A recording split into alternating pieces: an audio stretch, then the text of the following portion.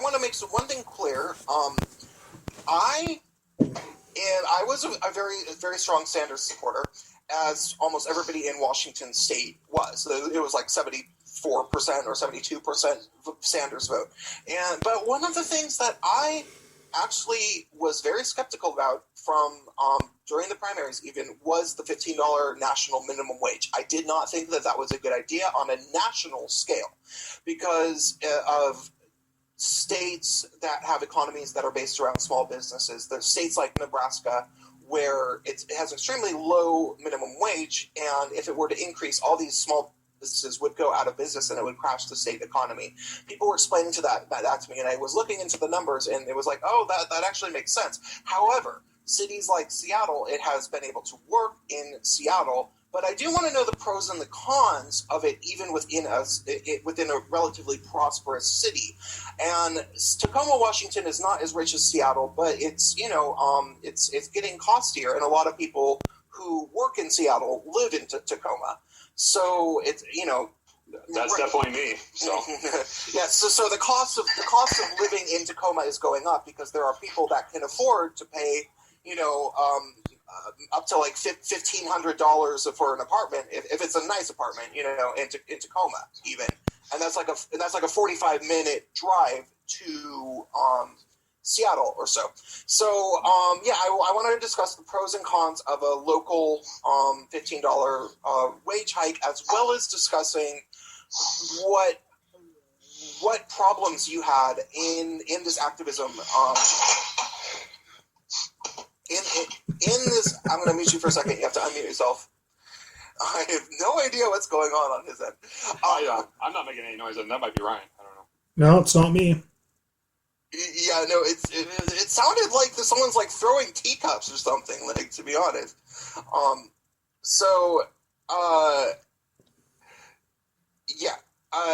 I apparently Mike had several challenges with people with his organization, and he encountered challenges from the regressive left on multiple angles, both the corporate Democrats as well as Black Lives Matter type people. So with that, take it away, Mike. Yeah, so I just want to give you a little bit of background on me, I guess. I grew up in Tacoma, Washington. I was born in Olympia, but I've been in Western Washington my entire life. I'm a supervisor for a janitorial company right now. I'm in a union. I've been in a union for the last 10 years or so.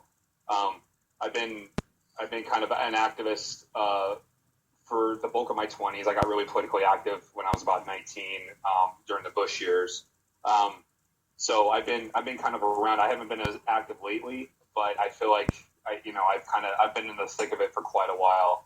I was a shop steward in my union for a very long time. So stuff like economic justice is it's been kind of a major area for me for a while. In terms of, you were talking about the regional dynamics of what's going on. Like, I've lived in Tacoma my whole life. It's definitely changing rapidly.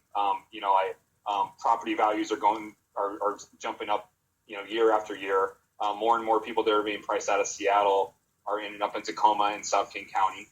They're getting pushed out further and further into the suburbs. So, like I said, I've lived here my whole life, and even in my union, as a supervisor, the most I have ever made was $13.50 an hour, and it was one of the worst jobs I've ever had.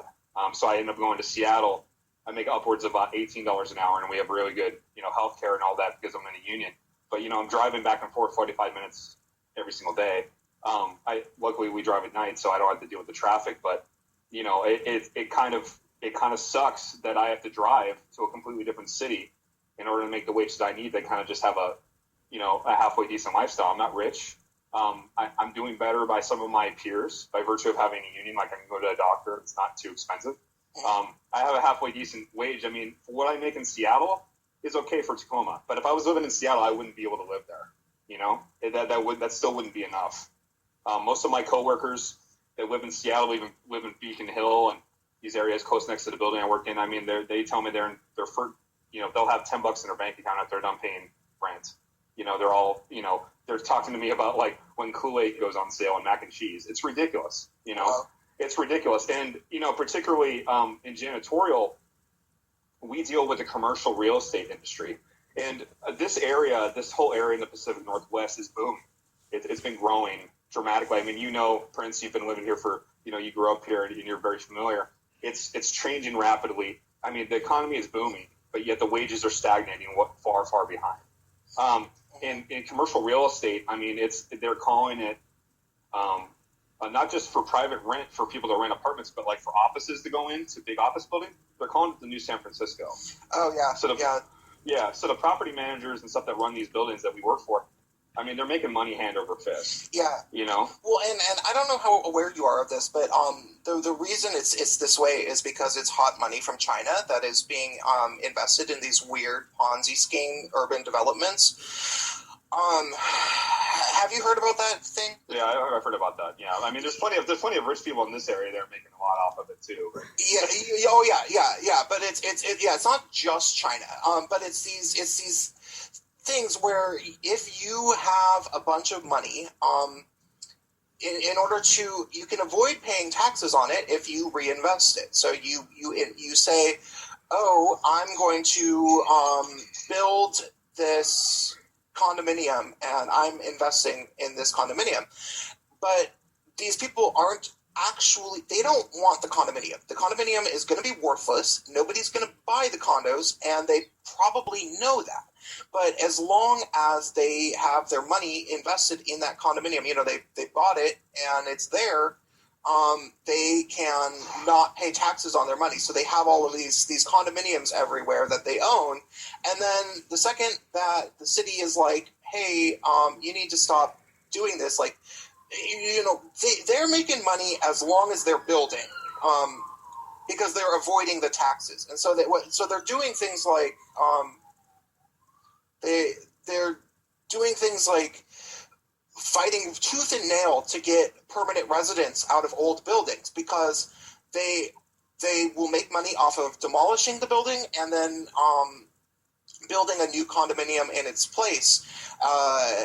They can convince investors to invest in it, and they invest a lot of their money in it. And then when the money doesn't actually, like, when people don't actually buy the condos, which is happening in San Francisco, the average rate of the average price per condo is dropping. People aren't actually buying these condos, and then they sell. The main person sells, and I don't know who they sell to or whatever, but it's basically a scam. But it's a way for people to hide their money, and that's why Seattle is the worst right now. San Francisco was the worst about 4 years ago with this shit going on, and they use Airbnb as a shoehorn to get permanent residents out, because they will use Airbnb to basically turn old buildings into things where it's a 24/7 hotel. And yeah, it's weird and it's messed up, and it makes rent prices insanely high. So yeah, that's something that people should be aware of in San Francisco, Seattle, Portland, Austin, Chicago. This is all happening. I mean, all the major areas, yeah. Yeah, but right now it's happening. Like, Seattle's being hit the hardest at the moment, and Vancouver, Washington was the first place that Vancouver, British Columbia was the first place that they really did it, which is why there's like all these weird houses that are worth over $1 million but are awful. Okay. So gentrification. Just to give some background on Tacoma, Washington. So Tacoma is about 30, 40 minutes south of Seattle. We're the third biggest city in the state. We're very much a blue-collar town, very much a working-class town, although, like I said, that's changing. We have a large military base here. So it's as close as we are to Seattle, it's considerably different, like on every level, politically and everything like that. We don't really have much of a activist tradition here. We don't really have much of a liberal tradition. It's not, in Seattle, you're going to see a demonstration, or you're going to see some kind of thing going on most of the time. I've gone to plenty of them. You're not going to see that here. So things are very much at the kind of ground level in terms of, like, putting kind of like fighting for traditions of working class people organizing for the things that they need.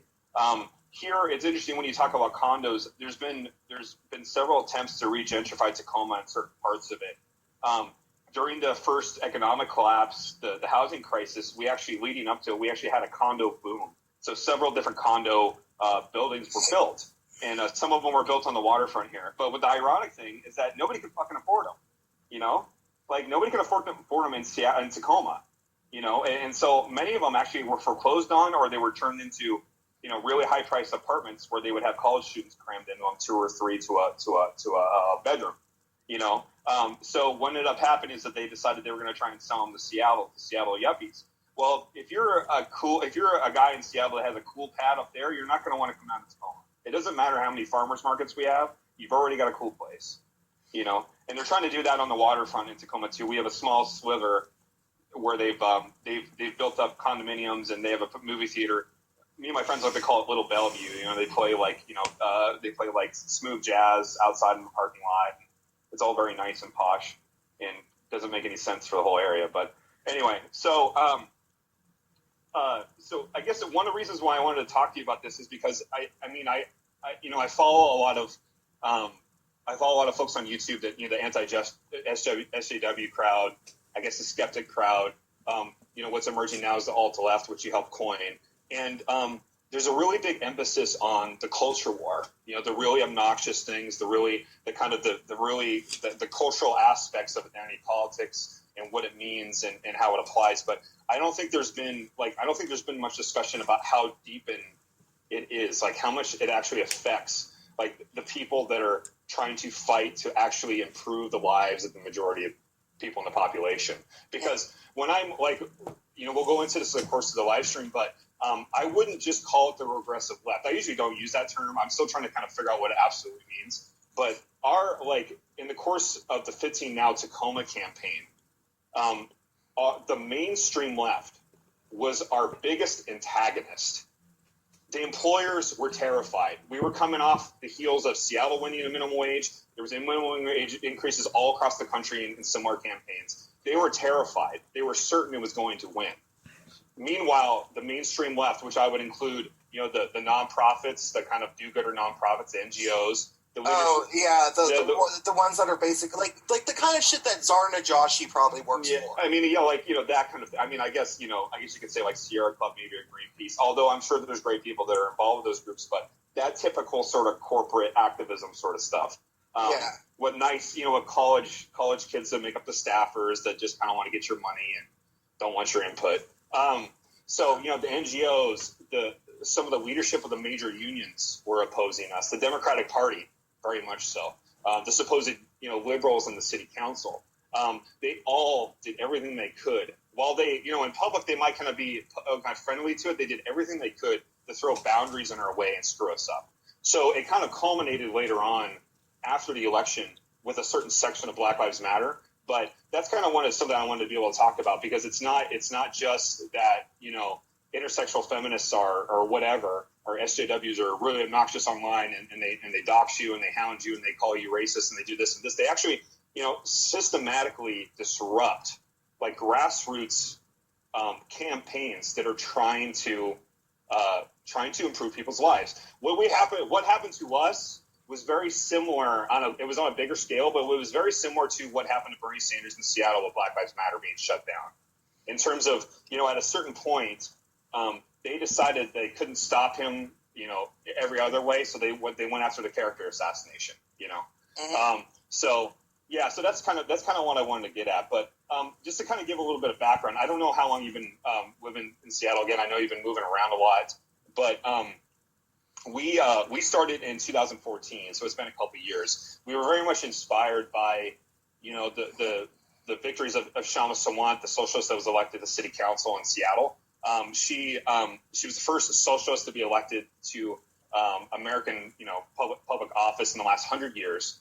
She uprooted a establishment Democrat who had held that seat for probably about a decade, for a very long time, and she did it based on economic justice. They did it based on $15 minimum wage, street gentrification, working class issues. So that kind of got the ball rolling up there, and we started soon after that. And I want to remind my audience, when we talk about socialism in the context of Seattle and Tacoma, these are things that it is actually pretty beneficial because of the gigantic wealth disparity between the people actually just living within the city. There are some very, very, very rich people in Seattle and many homeless people. So when you actually just look at the city government of Seattle, like having a socialist on the city council is not entirely a bad thing. I don't agree with everything that this woman says. She says some kind of wacky things, like she tried to say that Boeing airplanes should start producing buses, and it was like, okay, that's just weird. But at the same time, I think that her presence is helpful. It's kind of the same way that I think that more libertarians in government would be good, just because they keep the rest of government honest, even though I'm not a libertarian. So yeah, I guess to get more background on me, I mean, I am very much a socialist. That's the tradition I'm coming from. So Shama Sawan is part of an organization called Socialist Alternative. I'm actually a former member. I spent a good number of years in that organization, and I left a little while ago. But regardless of that, when she was first elected, we felt that was a huge victory. It was not just that, the position she took, but it was this idea that you could have a left-wing alternative to the Democratic Party, because she ran as an independent. She was a socialist. So that was a huge step forward, and think of it in a lot of ways. However, how her role in our struggle in Tacoma ended up being extremely negative. She was one of the many organizations that opposed us. Interesting. Yeah. So she's just a snake.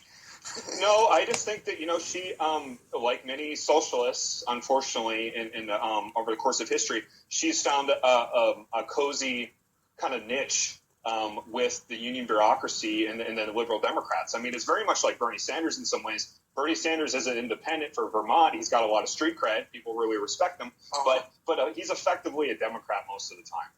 And he tends to toe the line. I mean, once he gets screwed over by the DNC, he goes and supports Hillary. Now, Shama hasn't done anything quite that obvious, but her actions in this area, I mean, amongst the people that I speak to, were not so enthusiastic. I mean, she still stands as a victory, but I mean, it's her role is. I mean, we're extremely ambivalent about it. But anyway, I'll get into that later. I don't want to preempt too much of it. So we started very small. A lot of us were former people that were some of the best and brightest that came out of the Occupy movement here in Tacoma, which Occupy was huge here. Like I said, there wasn't that much of an activist tradition. But when Occupy first started, we had mass meetings of like a couple hundred people, and that was huge. And then it was here. If you want to have a protest for something, you get 20 people out. That's a success. You get 30 people out. That's a success. So some of the best and brightest people kind of got involved with this. And we spent the first couple months kind of doing research and trying to get the word out. We went out to the community and we passed out flyers, and we talked to anyone who would listen and say, hey, we're here. We want to start a $15 or minimum wage campaign. Help us write this initiative. And we solicited feedback. So part of doing part of the research was, asking for feedback. And the number one thing we got was small businesses, which is what you mentioned earlier. The number one issue that people have with small businesses. So it wasn't like Walmart paying a living wage. It wasn't like Target or all these places at the mall or whatever it may be. It was like their favorite bar, their mom and pop shop, whatever it may be, the small fries that they were most concerned about. So we felt we had to address that. We want the big boys to pay immediately, but we want to be able to protect these places that, I mean, a lot of us, I spend money at. Like I just, I was trying to get dinner before we started. I went to a small place. I mean, these are the places I shop at. So we did some research into the Tacoma tax code. And what we found is that there was a small business exemption already on the books. So they based it off the business and occupation tax, which is every business pays. And they exempt it based on your gross income. So just to kind of sidetrack for a second, many of us in Tacoma were extremely critical of how the minimum wage law was passed in Seattle. What a lot of us called it was the Obamacare of the minimum wage movement. It was extremely complicated. We felt like it had all kinds of loopholes in it. The big basis was that, here's this extremely wealthy city, and they were basing the minimum wage on how many employees you had, which we felt was not accurate. You could have a hedge fund which makes millions and millions of dollars every year that has 3 employees, and you're a small business based on how many employees you employ. So in Seattle, they call them FTEs, as full-time equivalents, like how many full-time employers you have. And there was also it wasn't really 15 now. It was 15 someday, even for the big businesses, the big ones that could pay right now. they're phased in. I mean, if you're for a lot of workers, including myself, I'm in a union, so it's a lot simpler. But if you want to find out when you're supposed to get your minimum wage increases, you're going to have to do some homework. So we said, we're called 15 now. We want to have a 15 now living wage, but we want to protect the small businesses. So we took the existing tax law, which based it off of gross income. So that's like income before taxes is applied, which, would be net. And we based that. So we said, okay, we're going to have 15 now for big businesses in Tacoma, Walmart, Target, et cetera, the big guys. Everybody else will be covered under a small business exemption. And that small business exemption, the city council will have democratic control over it. So they can set the level, they can set the level about where it's going to be. And they could set it as high as they could, hardly anybody. But we felt that was, we debated this publicly, like in meetings. We met in like diners and churches. And as we wrote our initiative, and we debated this tax exemption for about a month. So just to kind of give you some further context. So at the same time this was happening, we were starting this campaign. We were getting ready to write our initiative. We decided we were going to do what's called a soft petition. So in the United States, every citizen has a right to petition their government. If you want to do an actual initiative on a ballot, there's all kinds of, legal stuff that you have to do. But if you just want to do a petition to tell your local government and local city council, hey, this is important, people want this, anybody can do that. So we decided to do that as we were doing outreach. And I think we got upwards of like 5,000 signatures. We got a lot of signatures. We presented that to city council early on, and they did absolutely nothing. We packed the house. We had city council full. We said, look, we want to see something happen on minimum wage. We didn't even give them specific shit. We just said, look, you guys need to do something about the minimum wage in the city. They did absolutely nothing. Absolutely nothing. So, we decided to start actually writing the legal code. So while this was happening, there was also a campaign for sick leave in Tacoma, for paid sick leave, which I think Seattle recently passed that a couple of years ago, right? I actually don't know. It was passed. I believe it was passed by city council. There was, yeah. So there was another campaign that was running parallel to ours, but it was completely different. So our campaign was volunteer based. It was very much shoestring budget. We didn't have hardly any money. I mean, I don't want to kind of glamorize that. It would have been better if we had more resources, but everything was based on volunteers for the most part. We had working class people that were taking time out of their day after they got off work to work on this campaign. People that took vacation days and stuff to help us out. The sick time campaign, they had backing of our unions, they had resources, they had full-time resources, they had NGOs, all that kind of stuff. And here we are, we present our petition to city government. They don't do a damn thing. So we say, okay, obviously they're not going to respond to us. We're going to put an initiative on the ballot for the people to vote on. Campaign, they spent 4 straight years begging and pleading with city council, please pass sick days. Please pass sick days. Can you just please do this? And they blew them off. They did nothing but blow them off. So we get ready, we file with the city. We get ready to put an initiative on the ballot. And we start getting action from the city government, right? The Chamber of Commerce, which is, for your listeners, that's usually the organization that it's kind of like the employer representatives of any kind of local group, any local kind of the representatives of the employers in big business. They lose their minds, okay, because they see our initiative and they're like, oh my God, we can't have this here in Tacoma, and they write a letter to the mayor and they say, you better do something about this. you have to do something. You guys just can't sit on your hands. And they propose that they have a minimum wage committee, which is exactly similar to what happened in Seattle. So Shama Swan gets elected. She gets elected based on the minimum wage demand. And Ed Murray's like, holy shit, we got to put this into committee. So he forms the minimum wage committee, and eventually you get the minimum wage law that comes out of Seattle. So they wanted something similar in Tacoma. So city council starts this committee on the minimum wage, and they pass sick leave at the same time. They pass pedally sick leave. So it's 1 or 2 days a year, So, I mean, that sick day campaign took 4 years of beating their head against the wall with these politicians and didn't give it down. And we took 6 months and doubled down and said we were serious, and we started seeing results. So it goes to show you just like what you can get by like sticking to your principles. As they say, if you shoot for the stars, you might hit the moon.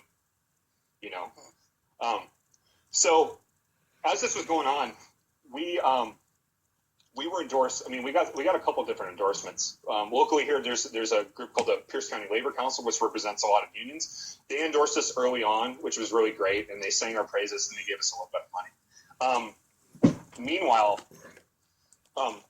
some of the bigger unions like Service Employees International Union and USAW, which is the United Food Commercial Workers, they represent a lot of grocery store workers. SEIU is actually my union. They were kind of holding out. Not really getting involved.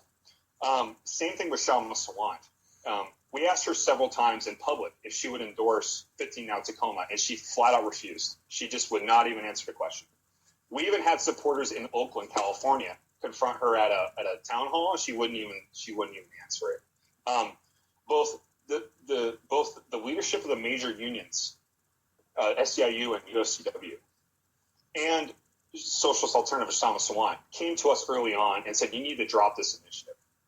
You're going to fail. You're going to destroy the movement. You guys just we need to let this thing go. The Koch brothers are going to dump millions of dollars into Tacoma, and you're not going to be able to get anywhere, and so on and so forth. So they ended up, they came to us really hard about that several times. And it's funny to look back now in 2017 because, our response was, well, let's make this a winner. The employers are on the run. They're terrified. There's a lot of popular support for this. You guys got resources. Let's make this thing a winner. But they wouldn't want to do it. They had plans for a minimum wage campaign and sick day campaign and pretty much everywhere else. Like places like Spokane, they had plans. They already had things. But Tacoma wasn't even on the list. What they told us was drop your campaign now, drop your initiative now, and then maybe we'll pick it up in about a year. So this is 2014, early 2015. What are we doing in 2016, guys? Getting Hillary Clinton elected. Getting Hillary Clinton elected. So they tell us, drop it in a year and maybe we'll pick it up. They couldn't even give us a guarantee that they would pick it up again. And our campaign was just like, there's no way we're doing this. There's no way. And Shalma Sawant was pretty much she went along with it the entire way. Her organization was extremely sectarian the entire time. There's several different brand names of 15 Now minimum wage or 15. There's like Fight for 15. There's different kind of slogans. 15 Now was definitely like a socialist alternative thing that they kind of popularized that. And in a lot of ways in Tacoma, we didn't feel that they were sincere. We felt like as far as Tacoma was concerned, they wanted to use the 15 Now name as a brand name to recruit people to their organization. Well, we actually wanted to win. We actually wanted to improve living standards here. So, we felt like, they were very insincere and extremely conservative when it came to actually, supporting low-wage workers in a nearby area. Mm-hmm. So I know I throw a lot of information at you, but. It's just interesting to hear. What's most interesting for me out of what you just told me was the way that they were able to try to put you on the back burner in favor of getting Hillary Clinton elected. So just to be clear, they didn't say that, but we all inferred it. We inferred it. Well, that's what happened pragmatically, because that's what they all did. Because there were so many people in Seattle and the Seattle area that are supposed to be quote unquote progressive, like far left people they pretended to, they all were like, well, we all really like Bernie Sanders, but I support Hillary because reasons. Like they didn't have any, like they never said why. It was always this like weird sly thing, like they were pod people, like they were right. They were a part of the Borg, and I honestly, I don't think we'll ever know the level of DNC corruption and how many people were being, not just paid off, but like for example, something that people should know about the way that our the last couple of years have gone in the Seattle area.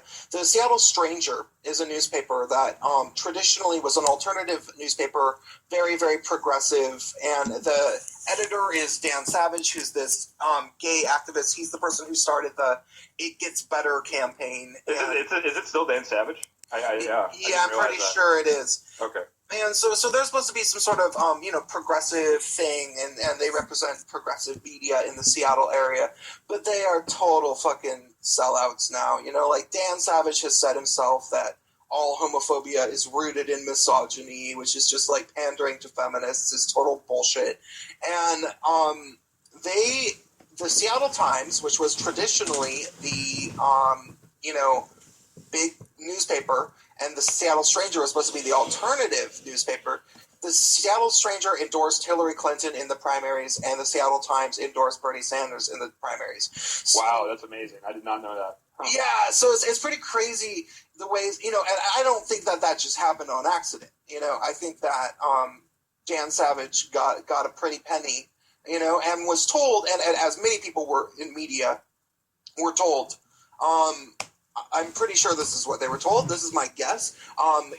Endorse Hillary Clinton. We'll pay. Here's $10,000 now, and after she gets in office, we'll give you some more money. You'll be taken care of. And that's why all these people were just like blindly, because they didn't have any good reason. It was just some sort of bribe or something.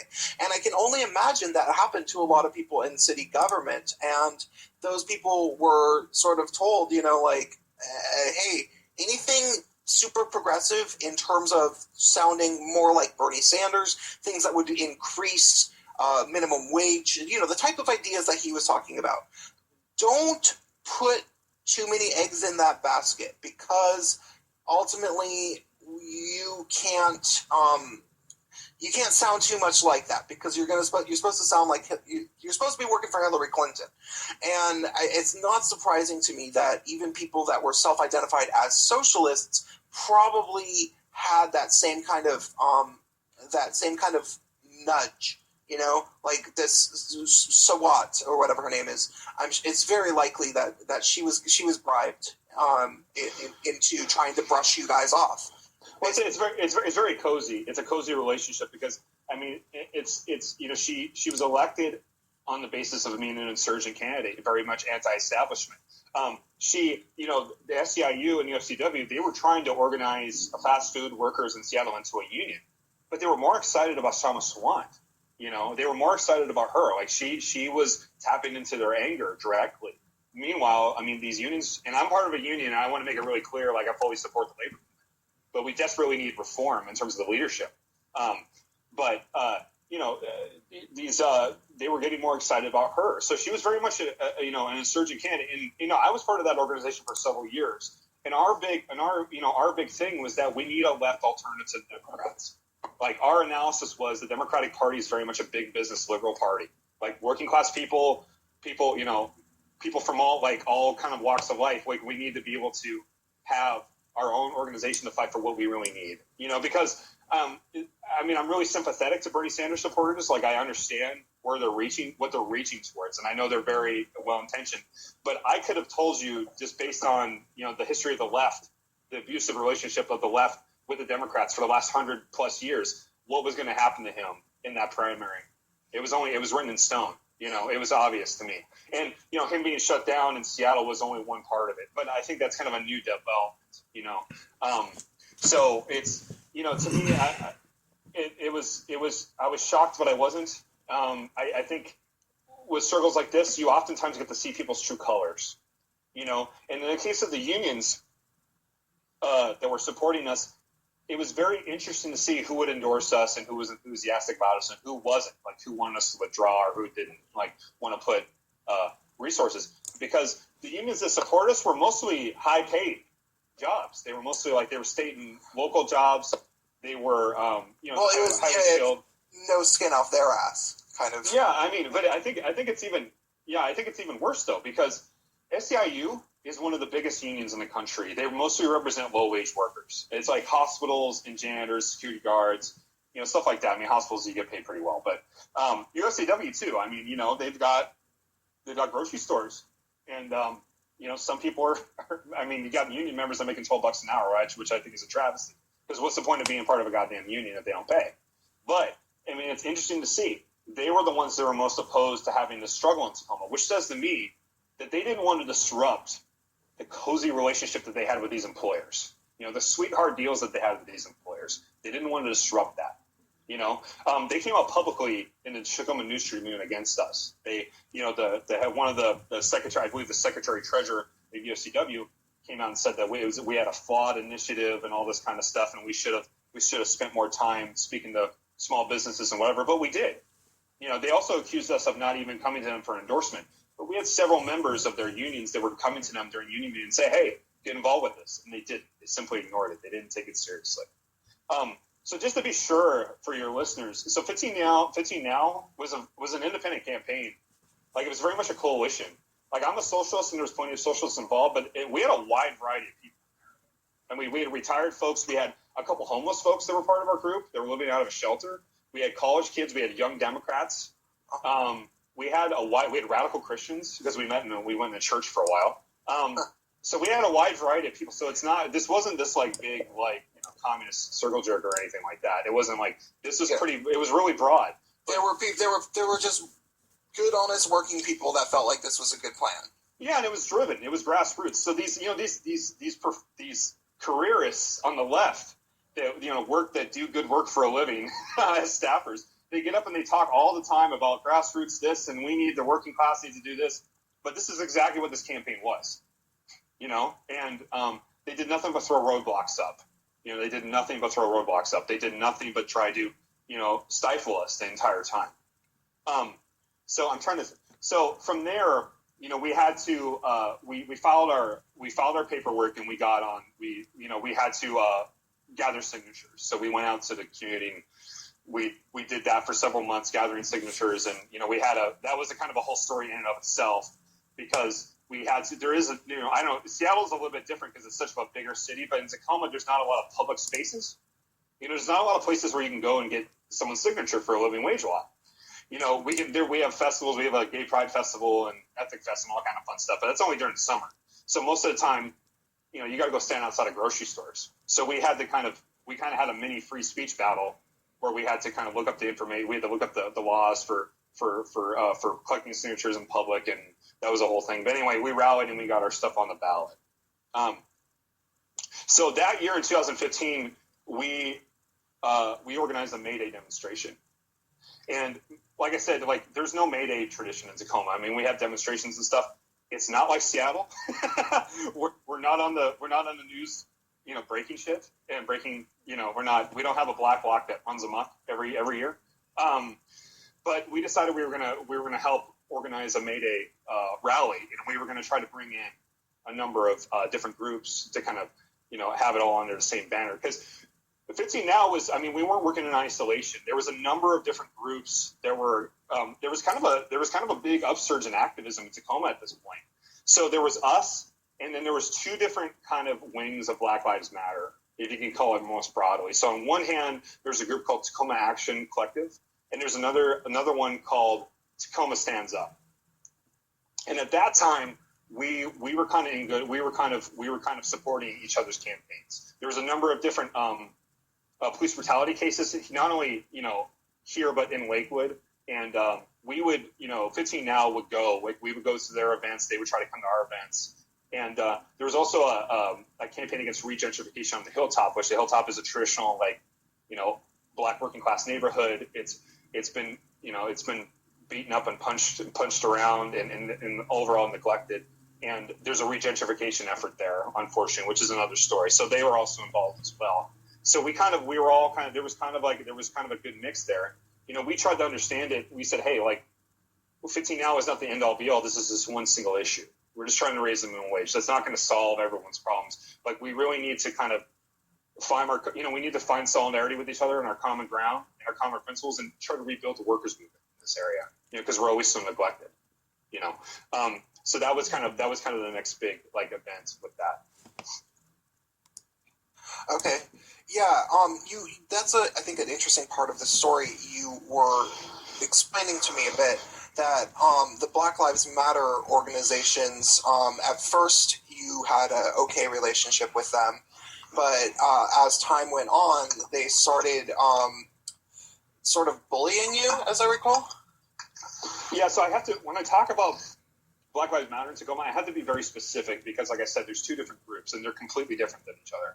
So Tacoma Stands Up is very much like they deal with police brutality stuff mostly. A lot of their people were volunteers for our campaign, so they were in both campaigns. Actually, same with the other Black Lives Matter group, but Tacoma Stands Up was very much like militantly inclusive. So they would talk about police brutality and Black Lives Matter stuff, but they were never like I never saw any of the horror story stuff that we often talk about that I often hear. It was very inclusive, like they were militantly inclusive. Actually, it came to a point where the other group, Tacoma Action Collective, would heckle them and attack them, for being inclusive. And they basically said, "Fuck you!" Like that's what they said. So it's very much a different story. So Tacoma Action Collective is an interesting group. They're very much cookie cutter for all the horror stories that you hear online about Black Lives Matter. They're very much in keeping, as it turns out, with kind of like the group that interrupted Bernie and so on and so forth, all the typical talking points. At that time, like I said, it was different. They turned on that later, and I think they kind of showed the true colors later. But for the time being, it was very much like like we were kind of in solidarity with each other. They had a couple events. This is Tacoma Action Collective. And, I mean, they asked us to help run it. They had a rally during 4th of July, and they asked us to help do security. And we did it. We were kind of on board with each other. At 15 Now, with some of us, we took a different tack to police brutality than the typical kind of stuff that we would hear. We tried to make it a working class issue, And I think there's definitely a racial aspect to it. I think there's a lot of truth to that. But, we said, look, when was the last time you saw a cop shoot a rich guy? When was the last time you saw that? That doesn't happen in rich neighborhoods. Nobody's assuming anybody else is a criminal here. Like, this is like police brutality is perpetuated on people that are lesser. I remember reading a couple years ago, there was actually a case from Spokane of a janitor who I guess supposedly was disabled. And he took a break late at night to go to a corner store to get something to eat. And they mistook him for a guy that had robbed the place earlier. And he was beaten to death by the police. Oh, God. And he's a white guy, and he's disabled. So, I mean, to me, like, we can definitely talk about the racial aspect of police brutality, but to me, it seems like the victims of police brutality are people that are considered lesser. They're not as important, Yeah. So, so some of us within 15 Now took that tag. That's how I explained it. When people would ask me, I said, hey, this is a working class issue. When workers go on strike, they call the police. We're not going to sit here and provoke them. We don't want to get into that, but this is we think this is a working class issue. So, we were there was a lot of overlap between the campaigns because we would have people that were involved with our campaign that were also involved with Tacoma Action Collective. We'd have people that are involved in our campaign that were also involved in Tacoma Stands Up, the other Black Lives Matter group. So there's a lot of overlap. I'm trying to make sure I have all this. I know I'm throwing out a lot of information, so please be sure to stop me if you have any questions. No, I think I'm following it as pretty well, yeah. Yeah. Okay. Maybe if anyone in the chat, I'll take a look at the chat while you're talking. And yeah, I don't have the chat pulled up, so I don't see what people are saying. Yeah. So, if anybody in the chat has any... Right. In the United States, this is a long discussion. I don't want to get. I don't want to get dragged too much off on a tangent. But when you talk about activism, I think all this George Soros stuff is a little bit over exaggerated. Some of the stuff about paid protesters is a little bit over exaggerated, but there is also a little bit of truth to it. Yeah. And there's a huge bulk of like grassroots activism is just a fun word to throw around. It's a fun word because the bulk of the people that are making the decisions and setting the tone and organizing the campaigns are paid staff. They're paid staff at unions, they're paid staff at NGOs. Yeah. And they're not like they're not the people on the ground that really serve the benefit. You know, like I was telling you guys about this sick day campaign, and like I don't, I knew all the people in the sick day campaign in Tacoma, and they're exceptionally cool people, but all they did was lobby, and they didn't really have working class people that desperately needed sick day time. Because if you're a working class person that needs something, you're not going to give a damn about your political life. You're not going to give a damn about your political reputation. You're just going to fight for what you need. You're not going to care if you piss off this liberal guy or that guy or whoever. You're just going to do what you need to do. You're not going to play any niceties and kind of, and play the political games. But the bulk of it is dominated by this. So, there's a lot of rallies that you can go to in Seattle. There'll be union labor rallies or whatever, and the bulk of the people there are going to be staff. Or they're going to be other organizations that labor unions hire out, basically, that call out people. And they're probably all genuine. They probably support what's going on, obviously, or otherwise they would show up. But it's all very, professional in a very negative sense. The Seattle area especially, there's a very long-standing system of professional activism, and it's very odd. And I'm trying to come up with a motivation for what I think about, why were people so, why was it so adamant that they were trying to stop the $15 minimum wage by these weird deceptive things like the Black Lives Matter. Oh, I can give you a couple of reasons, a couple of good motivations. Yeah, I want to hear yours. Yeah. So, I think, I describe these groups as the mainstream left. I have a friend of mine who describes them as the non-profiteers. It's like the labor bureaucracy, the NGOs, so on and so forth. The people that more or less like the managers of the left, And I think number one, we caught people off guard. I think this area is oftentimes written off as a place where things like this can't happen, and they didn't want to have a battle. They didn't really want to have a full-blown battle with the employers and their donors, the NGOs, their donors and the people that may oppose this. When it comes to Black Lives Matter, like I said, there's two different aspects of it. The group Tacoma Action Collective, the irony about them is that as stereotypical as they are and as ridiculous as they are, they're all intimately intertwined with the Democratic Party and the labor bureaucracy. So many of their people were either officers in the Democratic Party or they were full-time staffers for UFCW, SEIU, the typical folks. You know what I mean?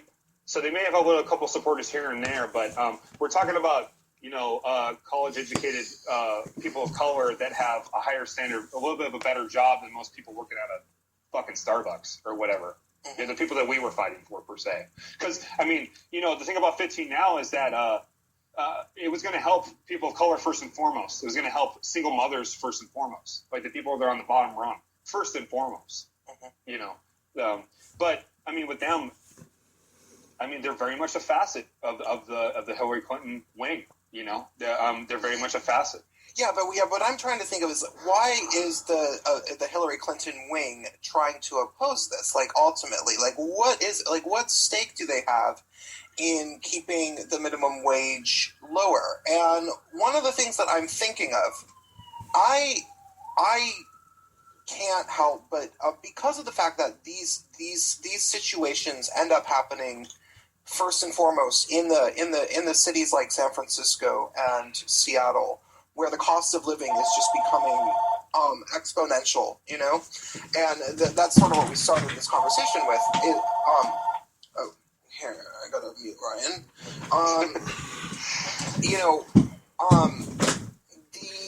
The cost of living has become exponential, and I think that the corporate Democrats are definitely in bed with the corporate property development stuff, the hot money projects that people have a lot to gain by constantly developing, constantly tearing down apartment buildings, building new condos, pretending that they're going to sell these condos even in Tacoma, where they're not. People, the only people that could afford to live in these condos in Tacoma are people that work in Seattle, and they're going to pretend like they can do that. Now, one of the things that in order to build these condos, they have to make room for them. And one of the ways that they do that is by getting property management companies to start managing buildings and skyrocketing the rent as much as they can, moving people out of those places. And then that's when people start advocating for $15 an hour minimum wage. The cost of living is going up so much. So they want to keep the $15 minimum wage down so that people cannot afford to live there anymore, and then they have to move somewhere else. And then they can bring in a richer, nicer keep developing people. These condos that nobody will probably move into anyway. Is what I kind of am feeling is the reason that they would want to stop this. If somebody's in a building that they want to get rid of, they want to tear this building down, and the minimum wage went up to $15 an hour, they might be able to stay, and that's bad for them. That's bad for their business. All their business largely probably is being in bed with these weird corporate interests, and one of the main things going on right now is this because this weird thing with like all the condos being developed in urban areas like Seattle, San Francisco, and even Tacoma. This is something that has only really been going on for the past 5 years. Like, it was not going on even in the first term of Obama's presidency. So it's very easy for me to believe that a bunch of, like, when he got elected back into office, there was a bunch of, hush-hush deals made between our government and corporate property development. And because that seems like the substantial constant trend of the past term has been that urban development has been this gigantic, crazy beast that has lost all control. And maybe it was just government corruption that allowed it to happen. And one of the things that people did not want was a $15 minimum wage, because that would get in the way of this development, because people would be able to stay in their places. Does that make sense? Yeah, that makes sense. I think it may be a little bit more ideological. I mean, I think the thing about the Democrats is that they have a complete domination over the left in this country, and I think they have different tools that they use in order to shut down any kind of alternative view. You know, I mean, they like to talk about middle class. Well, they don't talk about working class people. Trump does, I guess. But they'll talk about poverty. But I mean, they haven't brought home the bacon. They haven't. I mean, the labor unions have been spending billions of dollars on the Democratic Party for decades now, and it hasn't paid off. I mean, our cost, everything's been going down.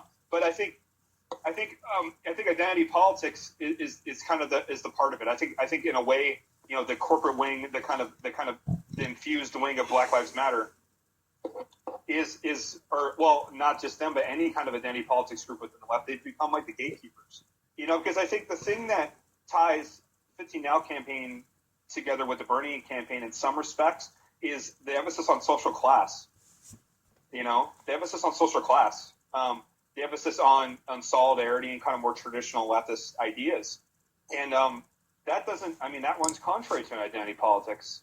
Because Black Lives Matter will not admit, at least the part of it that's infused with the Democrats, they will not admit that there's rich and poor within the Black community. Yeah, well, they have a vested interest to keep it that way, because their job revolves around. Yeah. But see, I think that the corporate Democrats, they don't actually care about the identity politics. They've just used it as a weapon. Oh, absolutely. Yeah, they knew that they could hire people to make it all about race instead of making it all about economics, as a way to disrupt movements like yours or Bernie Sanders. And so yeah, it's not that the corporate Democrats wanted to keep their little deals with the property management and all these little, like, whatever the fuck was going on with them, like their crookedness. They wanted to keep it going, and and identity politics was just a divide and conquer distraction. Like, it was just an easy way to get people to pay attention to something besides what actually mattered. Yeah, and I mean, and we've seen it in this state. I mean, you've lived here for a long time, so you understand. I mean, Washington State is very much a blue state through and through. I mean, we have all kinds of, we elect women to positions of power all the time. I mean, we still have 2 female senators. It's not exactly a feminist utopia here. I mean, in terms of actual standard of living for women. I mean, if you remember when gay marriage was passed here from Christine Gregoire, the governor, I mean, she passed it at the tail end of her term, and that was after she rammed through all kinds of savage austerity, cuts to basic health and all kinds of different things. This was before Obamacare, but I mean, a lot of it's like, it's a lot of it. They'll win on the culture war because they want to make people feel better, but your actual living standards are dropping. So that's a really shitty thing about a really shitty thing about Washington State. It is very much like that. Like everybody's like fighting for these very trivial identity politics, blah blah blah, feminism, blah blah blah blah blah. But like when you go home at night, what do you have that was better? What did that rally accomplish when you were yelling about how this is the Wamish land and blah, blah, blah. Like, I've heard so many activists say the same type of things, but ultimately, the actual standards of living and everything, it's expensive as hell to live here, and, Yeah, I mean, it's signaling. Yeah, go ahead, sorry. Go ahead, Ryan. Yeah, it's signaling. No, Mike, you said you were involved in the Occupy movement, right? Yeah.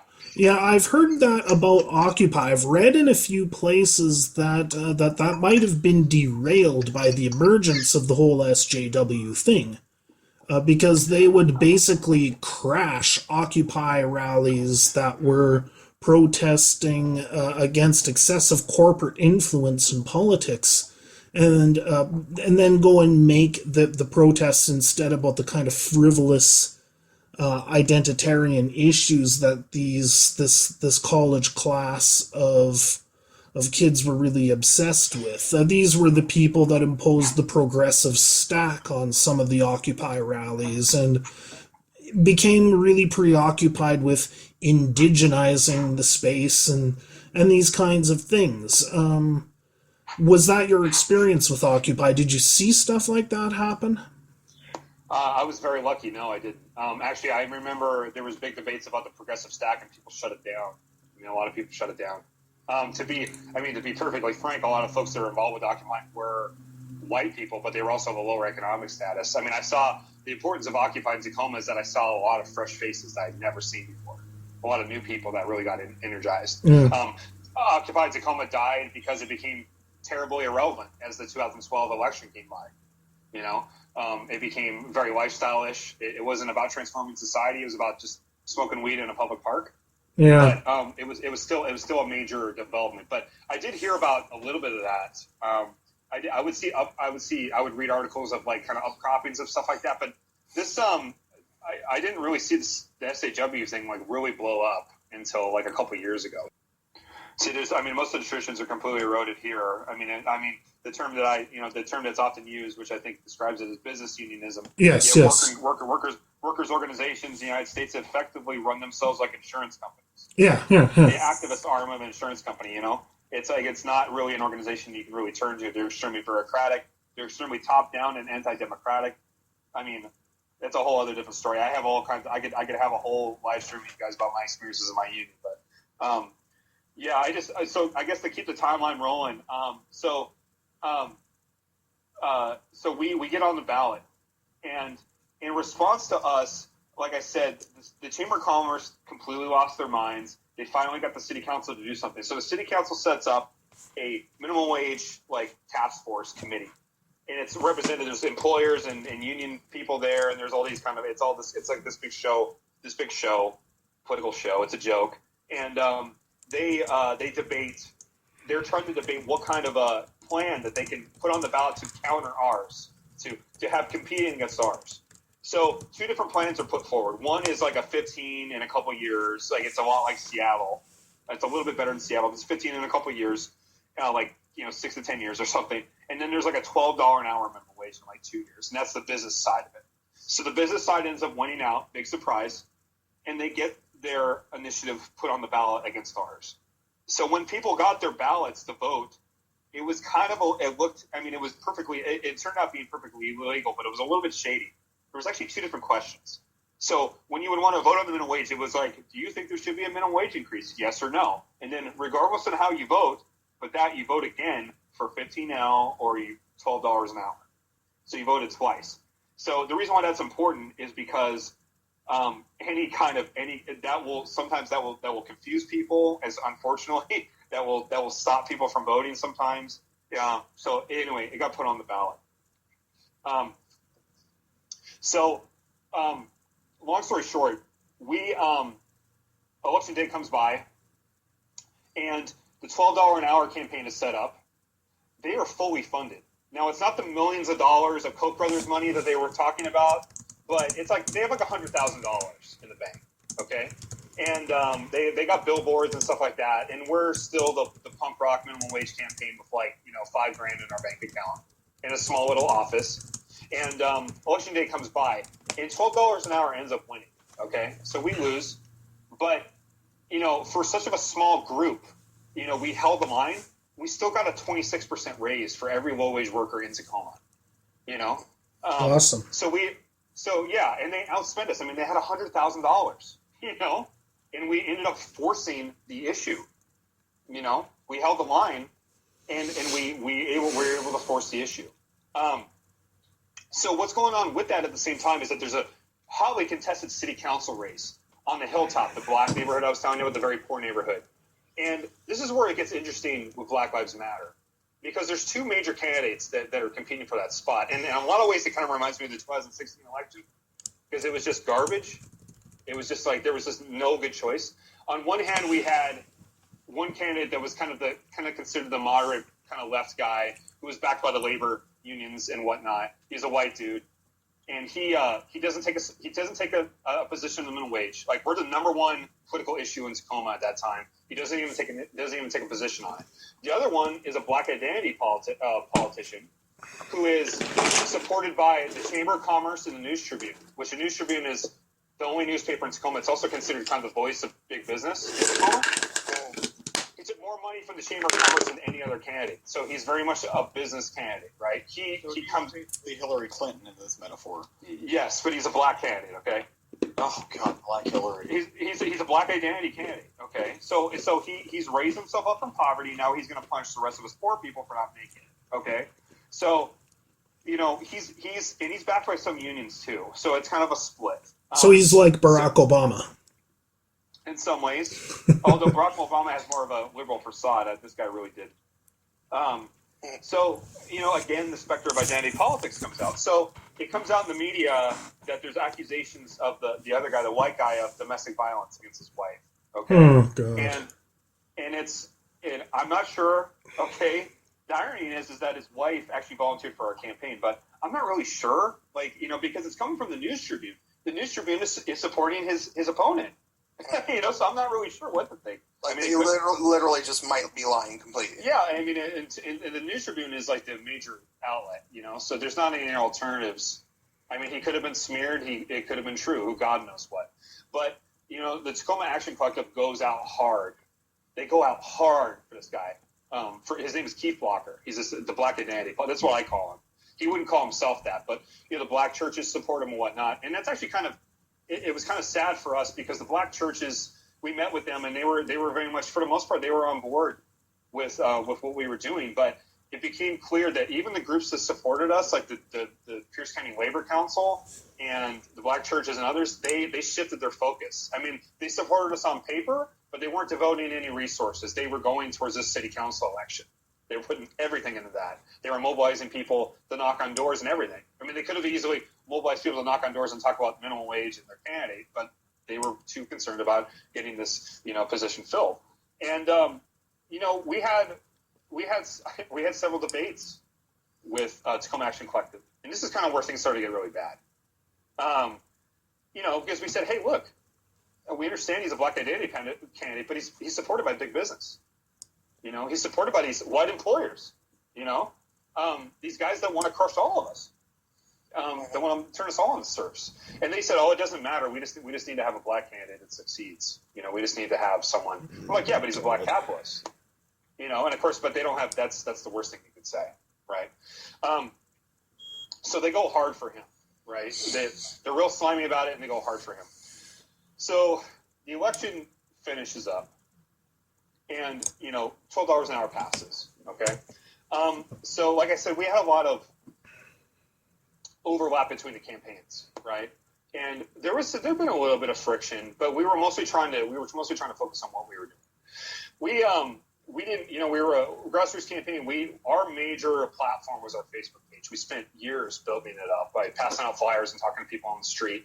If the news quoted us, it was oftentimes from our Facebook page. They would look for it. So it's just, we had a lot of, I can't remember the number now, but it was very big. Okay. We had a number of different administrators on it. We had like an administrative kind of committee that dealt with internet stuff. And as it turns out, one of the guys that was involved with our campaign that dropped out a couple months before the election was also part of Tacoma Action Budget. Well, one day he hijacked our Facebook page and kicked everybody off and turned it black. He turned it black. He stole all of our hard work for years. Building up that public platform was stolen. And it was obvious that organization completely egged them on to do it. It was obvious. And they hit us with every horrible thing you could think of. Racist, you're this, you're that. They called me a white nationalist. It was just ridiculous. It was just like the high school smear campaign. So just to imagine for us personally what it felt like. We endured nothing but shit from the left. And this was the final insult after all of our hard work, So that was kind of the end of the campaign. For me personally, and we trucked along a little bit afterwards, but that was pretty much the end of it. For me personally, what really got me was when this Facebook page was stolen. About half of the campaign didn't say a goddamn word about it. So there was people that were really upset. But a lot of them just they shrunk and they didn't say anything, or they acted really ambivalent. I mean, these people stole our hard work. And they didn't say a goddamn word. In fact, they even joined in. So the big charge against me was that Mike overemphasizes class over race, which is never something I ever really said. I said I feel like they were interconnected in a lot of ways. Yeah, why is it so hard for people to Nobody has ever said that about me. So I talk about, I remember that May Day rally we talked about. Almost each and every speaker that got up said, we need to, if we're going to struggle against racism, we need to struggle against poverty. We gotta show solidarity with each other. All those good things. Very positive. That's exactly what my position is. And people like me and others just got lambasted for it. They went and found volunteers that flaked out on our campaign months prior, and had them write all kinds of bizarre testimonials about how we were hostile to people of color and all this other kind of stuff. And it was just absurd. Yeah. We had homeless people volunteering from shelters, and just fuck you. I really think that half the time that those things happen, there's somebody paid. It's not like everybody, but there is somebody that's getting paid to character assassinate. Somebody kind of is semi-aware that they're getting paid a decent amount of money to call other people racists, and they're going to find a way to do it regardless. And it's such a cheap tactic because nobody wants to be called that. But what's weird is that though enough of that happened that they ended up programming a bunch of people to actually see these things as racist. And now there's a bunch of people that aren't getting paid that are still perpetuating that rhetoric. Right. And that's one of the weird problems. The SJW mentality was used for very specific ends, and they paid very specific people to perpetuate it, but they had no plan of how to potentially deprogram these people. And now we have all these people that are basically programmed to see racism where it doesn't exist for very specific political ends like this. Right.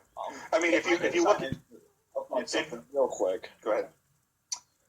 Can you kind of see why social justice warriors would see socialism as appealing? Because if you think about it, they would be possibly the biggest beneficiaries of socialism because they don't want to do shit but complain. And in socialism, it's more conducive for someone to be enabled and not doing shit productive as far as productive work and still surviving. Like it just that to me is why I think that you see identitarians flock to socialism and end up corrupting socialism. I'm not trying to be a total critic of socialism. I can see certain merits, but that's my perspective on why they end up jumping in and corrupting socialist platforms. Well, they were definitely opposing us, and we were the socialists, basically.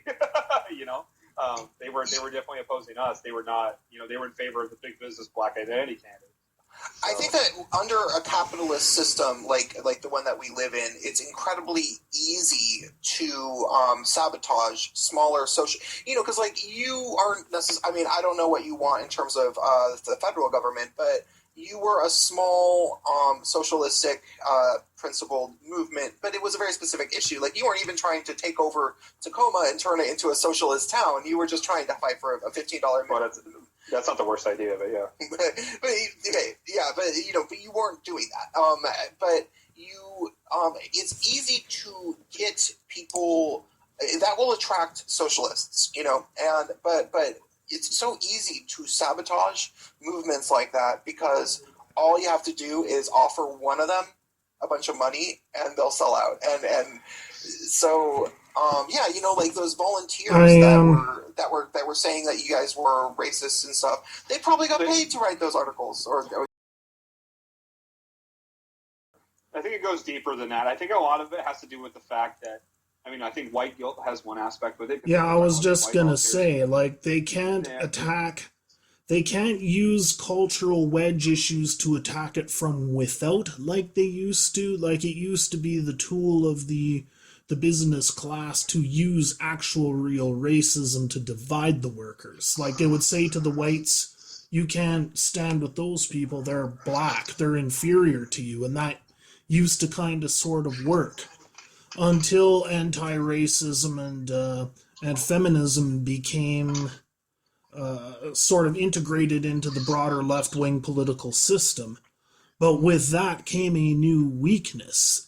And this being that left-wing people would be quite caught off guard by attacks coming from the identitarian left. So they can't...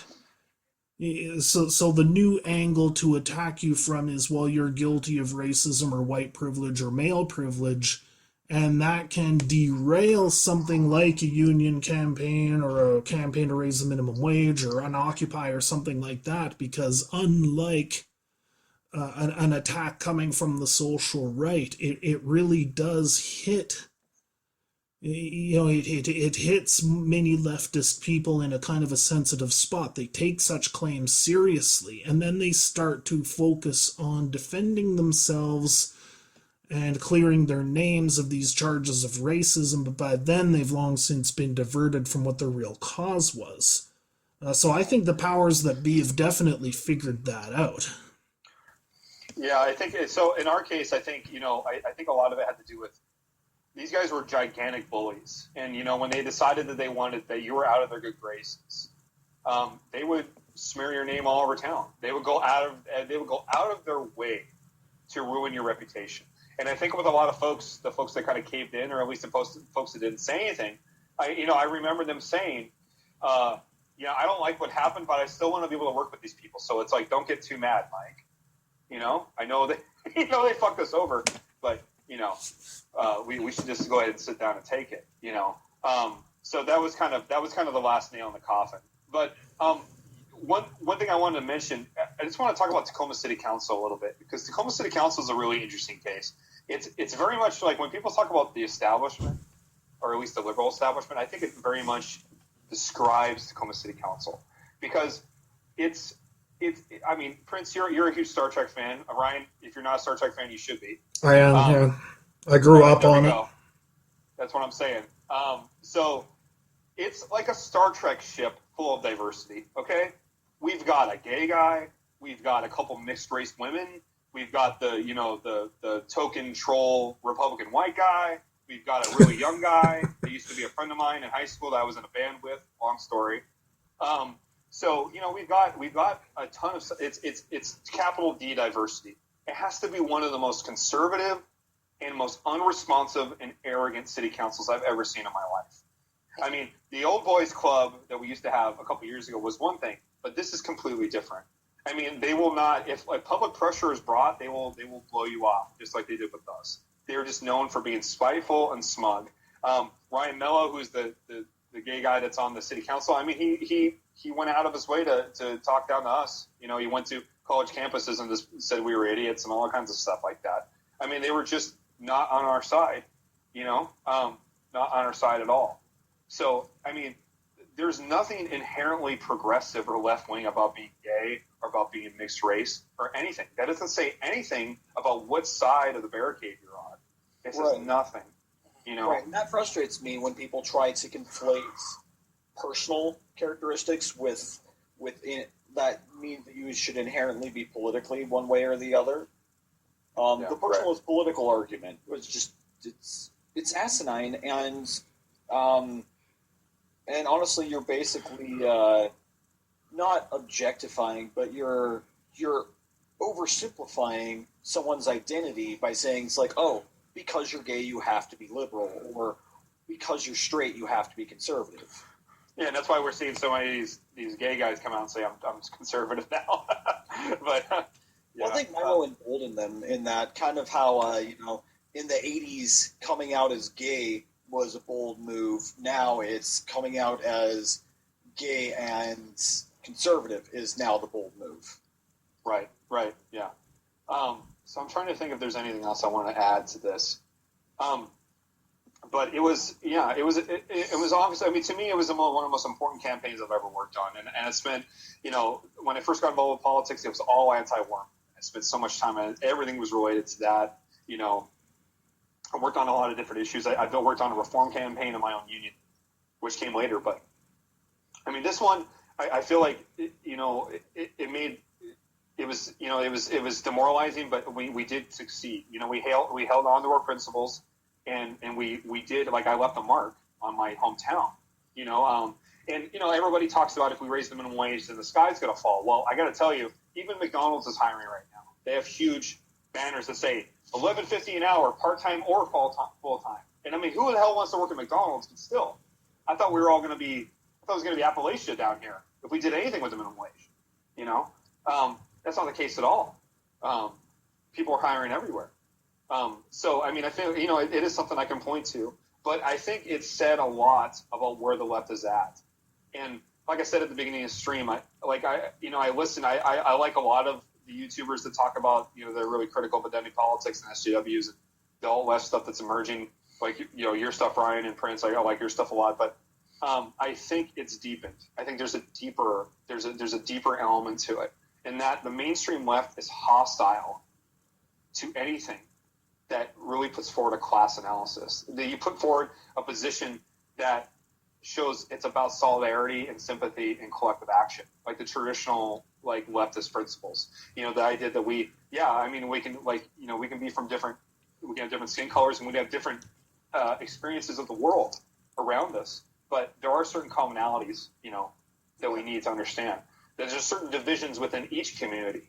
You know, there's a class struggle that happens within the black community. There's a class struggle that happens within the immigrant community.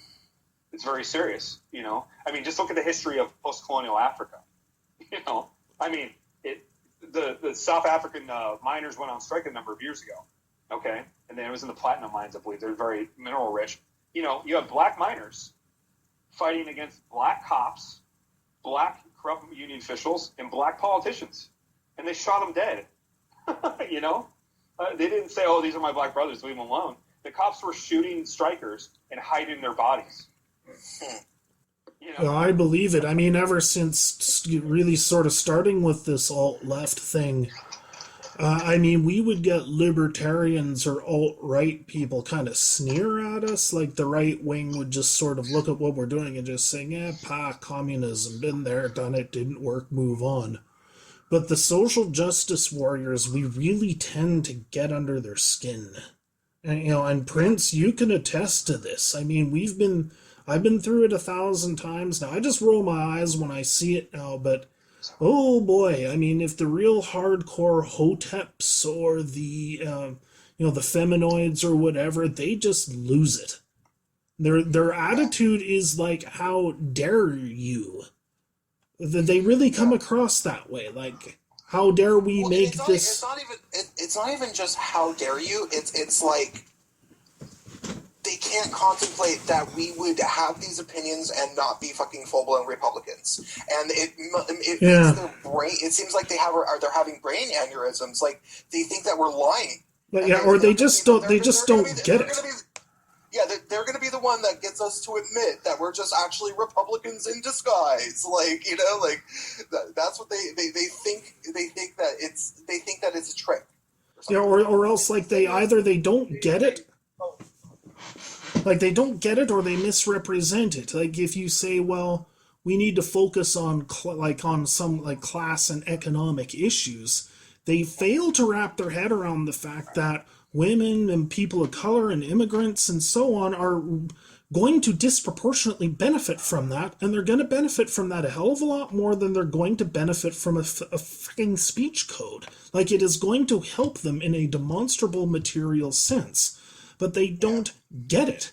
What the social justice warrior hears when you start talking about class is, you know, white male, white male, white male, white male. That's what they think it means.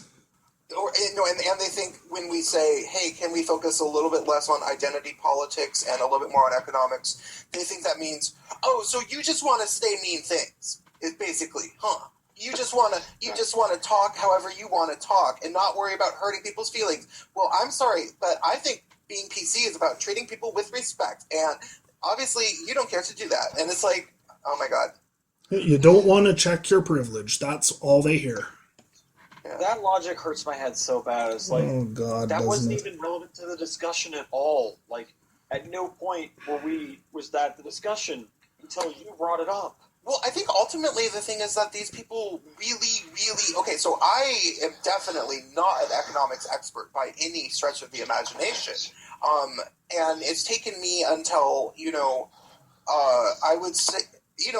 economics is one of those weird things where you can understand it, and then 10 years later, it's all changed, and you don't understand it at all anymore. So it's a strange thing in that way, but... I at least have a rudimentary... Awkward and creepily. I think it's Mike, but he's not doing it anymore. Okay, so the thing is, I have at least a rudimentary understanding of economics. I have a pretty good sense of the economic playing field at the moment, but the SJWs just really don't. And they don't have a clue. They don't have the slightest clue. Like, it would be somebody who has never seen fire, like trying to explain fire to them. They're just like, no, I can get burnt by the sun. I don't need to hear about your fucking fire. There's nothing, when the sun goes down, the sun is down. And you say that there's this other thing called fire? Well, fuck you. And it's like, well, that fire that I'm talking about, it could keep you warm at night, kind of like the sun. And they're like, well, no, it sounds like you just want to burn me at night, so fuck you. Or so, that's kind of like what we're dealing with. That does kind of track to what it feels like trying to have a discussion with some of these people. Like, hashtag not all, but some of them, it feels that ridiculous. Yeah. Like, it's just like, no, you don't understand. It can also be a good thing. No, it's only bad. It's like, so I kind of want to be more specific. I mean, I understand that identity does play a role, and I think it can't be. You can't throw cold water on it because it's real. I mean, tribal differences are very real. I mean, there's a lot of different aspects that go into people's consciousness and their view of themselves within society. I mean, I'm a socialist. I'm in favor of all these, typical, I know that term's really loaded, but, I'm in favor of, class consciousness and helping working class people and all this kind of stuff. But I mean, there's going to be plenty of blue collar working class people like me that completely oppose everything you say. So I mean, it is very complicated. But I think in the case of identity politics with the Democratic Party, I think it's fundamentally neoliberalism, because I don't think these people are really. They're perfectly fine with the most ruthless of, neoliberal capitalism and whatever it may be, as long as it's diverse. as long as we have diversity, like the Tacoma City Council, it can be just as smug and conservative and unresponsive. It can preside over all kinds of desperation of poverty, as long as we have, 75% women and 25% black folks and 25% Latinos and the black women in a wheelchair and trans people and gay people. As long as we're good with our quota, we're fine with whatever else happens, with all kinds of impoverishment, which is ironically, this is what's going on with the right wing. I think that right wing has kind of become insurgent in some respects. They make criticisms that are kind of half true, So the one argument I've heard is that like Milo's made this argument. He's basically said that black people should vote for the Republicans because the Democrats have fucked them over. That is absolutely true about the Democrats. They've taken them for granted. There's not any, apart from the civil rights struggle, but which is even more complicated. I mean, yeah, they take black voters for a ride each and every time, and they've only gotten more and more impoverished, even under Obama. But, of course, the solution is go vote for these conservatives. The idea, is that Democrats are the managers of poverty in the large cities. They very much are, But I don't think the solution is necessarily vote Republican. The Republicans have good criticisms of the exploitation of the race issue by the Democratic Party machines, but it's like, what would they replace it with?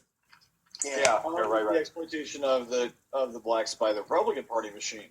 The good kind of exploitation. That's what they'd replace it with. Yeah, right.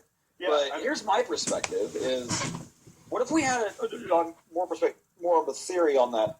What if we had someone like Milo Yiannopoulos, someone who can get a lot of people talking and just kind of really get a conversation going? At the very least, the guy can do that. He can get a conversation going, promoting a third party, like libertarian. I mean, I'm not full on ANCAP, but I do believe that the pattern on doesn't matter what president you have, the rich have gotten richer and the poor have gotten poorer over the majority of the American history, especially in our living history. I would say the government's gotten bigger, and that's the common pattern. So maybe we should work on shrinking the federal government's power and broadening state government power. Like I'm pro state rights, and I'm not a Republican or a Democrat. I'm on my own side. No one's on my side, so I'm not on their side, kind of thing. The whole Treebeard thing from Lord of the Rings. I almost wonder if there isn't something to that. I mean, as government has grown, the inequality in wealth is growing. It's like we're getting the worst of both worlds. Yeah, that definitely does make sense.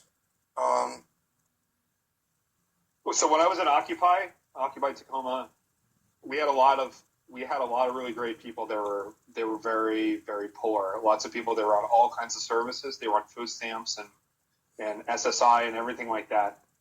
And they were all Ron Paul supporters. And I always thought that was so ironic because I said, if by some stroke of luck that he's ever elected president, he's going to be the first one you guys are going to be the first ones that he crushes by throwing each and every one of you off of this thing that you have, and there's going to be nothing to stop. There's not going to be nothing to protect you after that. I think in some respects, I wouldn't be the first to draw this comparison, but the co-optation or the ruination of Occupy and movements like that by these Democratic Party machines, compare that to the co-optation of the Tea Party on the right. I mean, in the beginning, what the Tea Party was about was a real sort of a reduction in, a lot of it was audit the Fed, which is really a big part of what that came down to. It's like Occupy wanted money out of politics, and the Tea Party wanted politics out of money, in a sense. Like in their crystal clear forms, they're kind of coming to the same sort of place, but from a different angle. Like big government and big business is too powerful. But they were taken over by these party machines, basically, which, when you peel back the cultural differences, really stand for the same thing. I mean, one is God and tradition and family values, and the other is inclusiveness and diversity and all of that, but in the end, it's still big business in bed with big government at the expense of everyone else. Right. So here's a funny story. I got a lot of funny stories about this campaign. So here's a funny story about the Chamber of Commerce. So at that May Day rally, I gave a speech for 15 Now, and it was recorded. So at that time, I was working in downtown Tacoma as a janitor. Well, I was cleaning the Chamber of Commerce building, including the Chamber of Commerce offices. And I guess what led up, before Chamber of Commerce went to City Council and said, you need to do something, they had a big meeting of their membership, and they played that video of me giving a speech. I thought it was funny, guys. I'm picking up their trash. Am I supposed to be some kind of, Tyler Durden figure who's, hiding the Fight Club downstairs with all the other janitors? There you go. I like that idea. So, I don't know. Some straight up Fight Club level. We're everywhere, man. We're everywhere. What if we, how about we do Project Minarchy instead of Project Anarchy? And we just basically collapse the Fed and let the states reform their own centralized governments. So it's, basically your vote matters a lot more for the legislation that affects you. That's the reason I'm pro states' rights and more of a minarchist structure, and just having the control being a lot more in the local governments, is your vote matters a lot more for picking your legislators. So that's actually an interesting thing about the West Coast. So I don't know where you're at. I'm in Utah. You're in Utah. Okay, so we were actually an outlier. So Seattle, Washington State, we actually have more local control over different aspects of laws and government than the East Coast, because I've spoken to a lot of activists back east, and you couldn't pass a minimum wage law. You couldn't put it on the ballot for a public vote. It would have to be passed through a city council. Really? Yeah. So in Tacoma, it can be both. So if city council passes a law, it's called an ordinance, and they can vote on it. And I think there's some protections, if the public doesn't like it. But you also have the right to put things on a ballot. But of course, you have to get a certain number of signatures and go through all the hoops. But a lot of places back east, they couldn't do it. They had to pass it through. There was more restrictions. I guess they call it, it's called home rule. I remember seeing a video with Howie Hawkins from the Green Party in New York talking about that, how restrictive a lot of that stuff was back east. So I guess in some cases, the West is a little bit more democratic. Most of these minimum wage laws were raised by public initiative votes. It was either a public initiative is on the ballot and it passed, or it was the city council going, holy shit, we need to pass something before this initiative passes on its own. So it was either pressure or one way or the other. Do you, Prince, do you guys have any questions about raising the whole issue of raising the minimum wage in general? Because I went off into the whole story of the campaign and all the issues we had, but we didn't really talk about the actual issue of raising the minimum wage, which I know is, some people there's a wide variety of opinion about. Yeah, there's a lot of libertarian types follow my channel, and people were saying in the chat that when you raise the minimum wage, many jobs get priced out, and people lose jobs, and that kind of thing. So I guess I'm slightly curious about your opinion on that. As I said at the beginning of the stream, I think that the person who asked that question did not hear. Tacoma and Seattle are places that there is actually very thriving economy nearby. There's lots and lots and lots of money. So there's plenty of business. There's plenty of people spending money, and there's plenty of people that have money. So it's slightly different than if you imagine someplace like Nebraska, where if you were to raise minimum wage, the only thing that would stay in business would be Walmart. It's not quite like that in the Seattle metropolitan and Tacoma area. There is a lot of money, and so it is different. But I'm not the expert on this, and I want to hear countering opinions. But you don't have to be an expert. I mean, you don't have to have a degree in economics to have an opinion about it. I'd like to hear from you guys, because I've been talking a whole shitload of them. Well, my kind of opinion on the minimum wage thing is Now, is the discussion about Seattle minimum wage, or are we talking more on the federal level? Because I'm fine with a 15, like the 15 now. We're talking about anything about it. I mean, anything. It's open. Yeah, but I think we're sort of more. I think that it's dangerous on a federal level. Like where the cost of living is that high in Seattle, I get it. I don't get it on a federal scale. But then again, as you guys have, as I've kind of intimated a few times now, that I am not pro federal regulation for most things. I think the federal government should be, over a slow course of time, of course, reduced down to what it was formed as, which is, effectively a confederation of states, where the states pretty much, the federal government keeps the states from killing each other, and that's about it. So I think localizing a minimum wage hike is fine. I think broad stroke over a population of 300 million plus people is just foolhardy. But what are some other thoughts on that? Well, I think that the effect that it would have, the answer is it depends. If you're going to increase the cost of labor to business owners, what it really comes down to is how willing are these businesses' customers to pay the additional cost, because they're the ones it's going to get passed on to.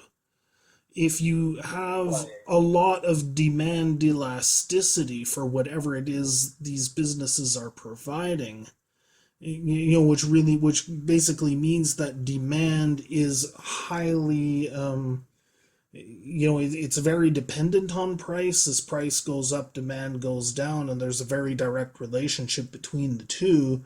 Then yes, it will probably cost some jobs, but this level of demand elasticity isn't universal. So, yeah, it can cause job losses. I tend to think that effect is overstated by conservatives and libertarians generally, because they tend to go into this with the assumption that even the slightest increase in the price of whatever it is that's being offered is going to cause a directly resulting decrease in demand, and that's not always necessarily the case. Now, that, of course, depends on how much you raise the minimum wage relative to the local economy. I mean, as some people have been saying, $15 an hour is, nothing major at all in some big urban centers, but you do that in a typical small town America, you'd probably kill it. Right, and that's why I don't want to, and that's why I'm kind of in the whole boat I am, as far as a more libertarian, but like a state government, a pro-state government, or pro-localized government libertarian. So I'm not a taxationist thefter. I think that misuse of taxation is criminal, but not that all taxes are theft. Hey, just so you guys know, we got three more minutes for this, and then it's going to be 2 hours long. And if I want to save this, I don't think it should be any longer than 2 hours, really. So okay, fair. Yeah. So just it's just economic policy, especially with how economically diverse the country is. Yeah. It's not a good idea to broad stroke those kind of policies. It'll only cause, for the people that it'll hurt, it will hurt way more than in my opinion, it'll help the people that it will help. Because you won't have small businesses in small towns, which means all the small towns will have to have Walmarts to have their stores. So, Prince, I want you to be able to save this. So, what do we need to do? Do we need to end this here, or do we need to? No, we don't need to. But I just want to wind it down. I just we have about 2 minutes before 2 hours. We can go a little bit over, but so kind of wind down. Yeah, I'm sorry. I kind of opened up Pandora's box right as you're trying to wind down. No, it's okay. I wanted to at least have that sort of discussion. there's been people cancering up the chat a little bit, saying that they're not super into the viewpoints of just because there's a lot of libertarian people that follow my channel, and they think that anything related to socialism is Marxist communism, blah blah blah blah blah, which I understand where they are coming from. So it's good to have somebody who's a little bit more libertarian in the actual hangout. I personally, I feel like we're going through a gigantic, weird late stage capitalism, first stab at globalism failing, shift where whatever happens over the next 4 years is going to lead to a very drastically different global government, obviously, and the way that we're going to handle our national governments and our state governments is going to be affected by all of it. And so it's very hard for me to even classify myself economically as socialist or libertarian. I see potential benefits to both, but it's going to really depend upon what actual global policies happen. We currently have to deal in big urban cities with things like China buying all of our property and making things incredibly skyrocket. And not just China, but I think even maybe the majority of the money that are going into these economic projects are Chinese money. And that's because we are in debt to China that this is allowed to happen, I think. So then, things like socialistic principles in a city like Seattle seem like a really, really good idea because there is this huge wealth disparity. But then you go to Nebraska or probably Utah. It does not seem like such a good idea because people aren't having to pay $1,500 for a single bedroom apartment in the same way that they do in Seattle or whatever. So yeah, I like to get all of the different perspectives, and but ultimately I don't know where I stand, and I don't think it's I don't think I'm gonna know for a number of more years. Right.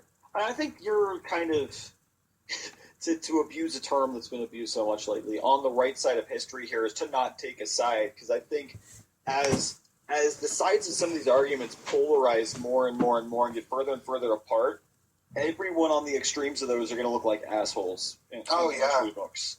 So yeah. I think that sitting in the middle is the best and worst place to be, because eventually you're going to have falling down the chasm. So it's basically staying in the middle till the exact last moment, and then taking a side on the basis of survival rather than outright agreement. Yeah, I helped secure a 26% wage increase for the lowest paid workers in my hometown. I feel pretty good about that.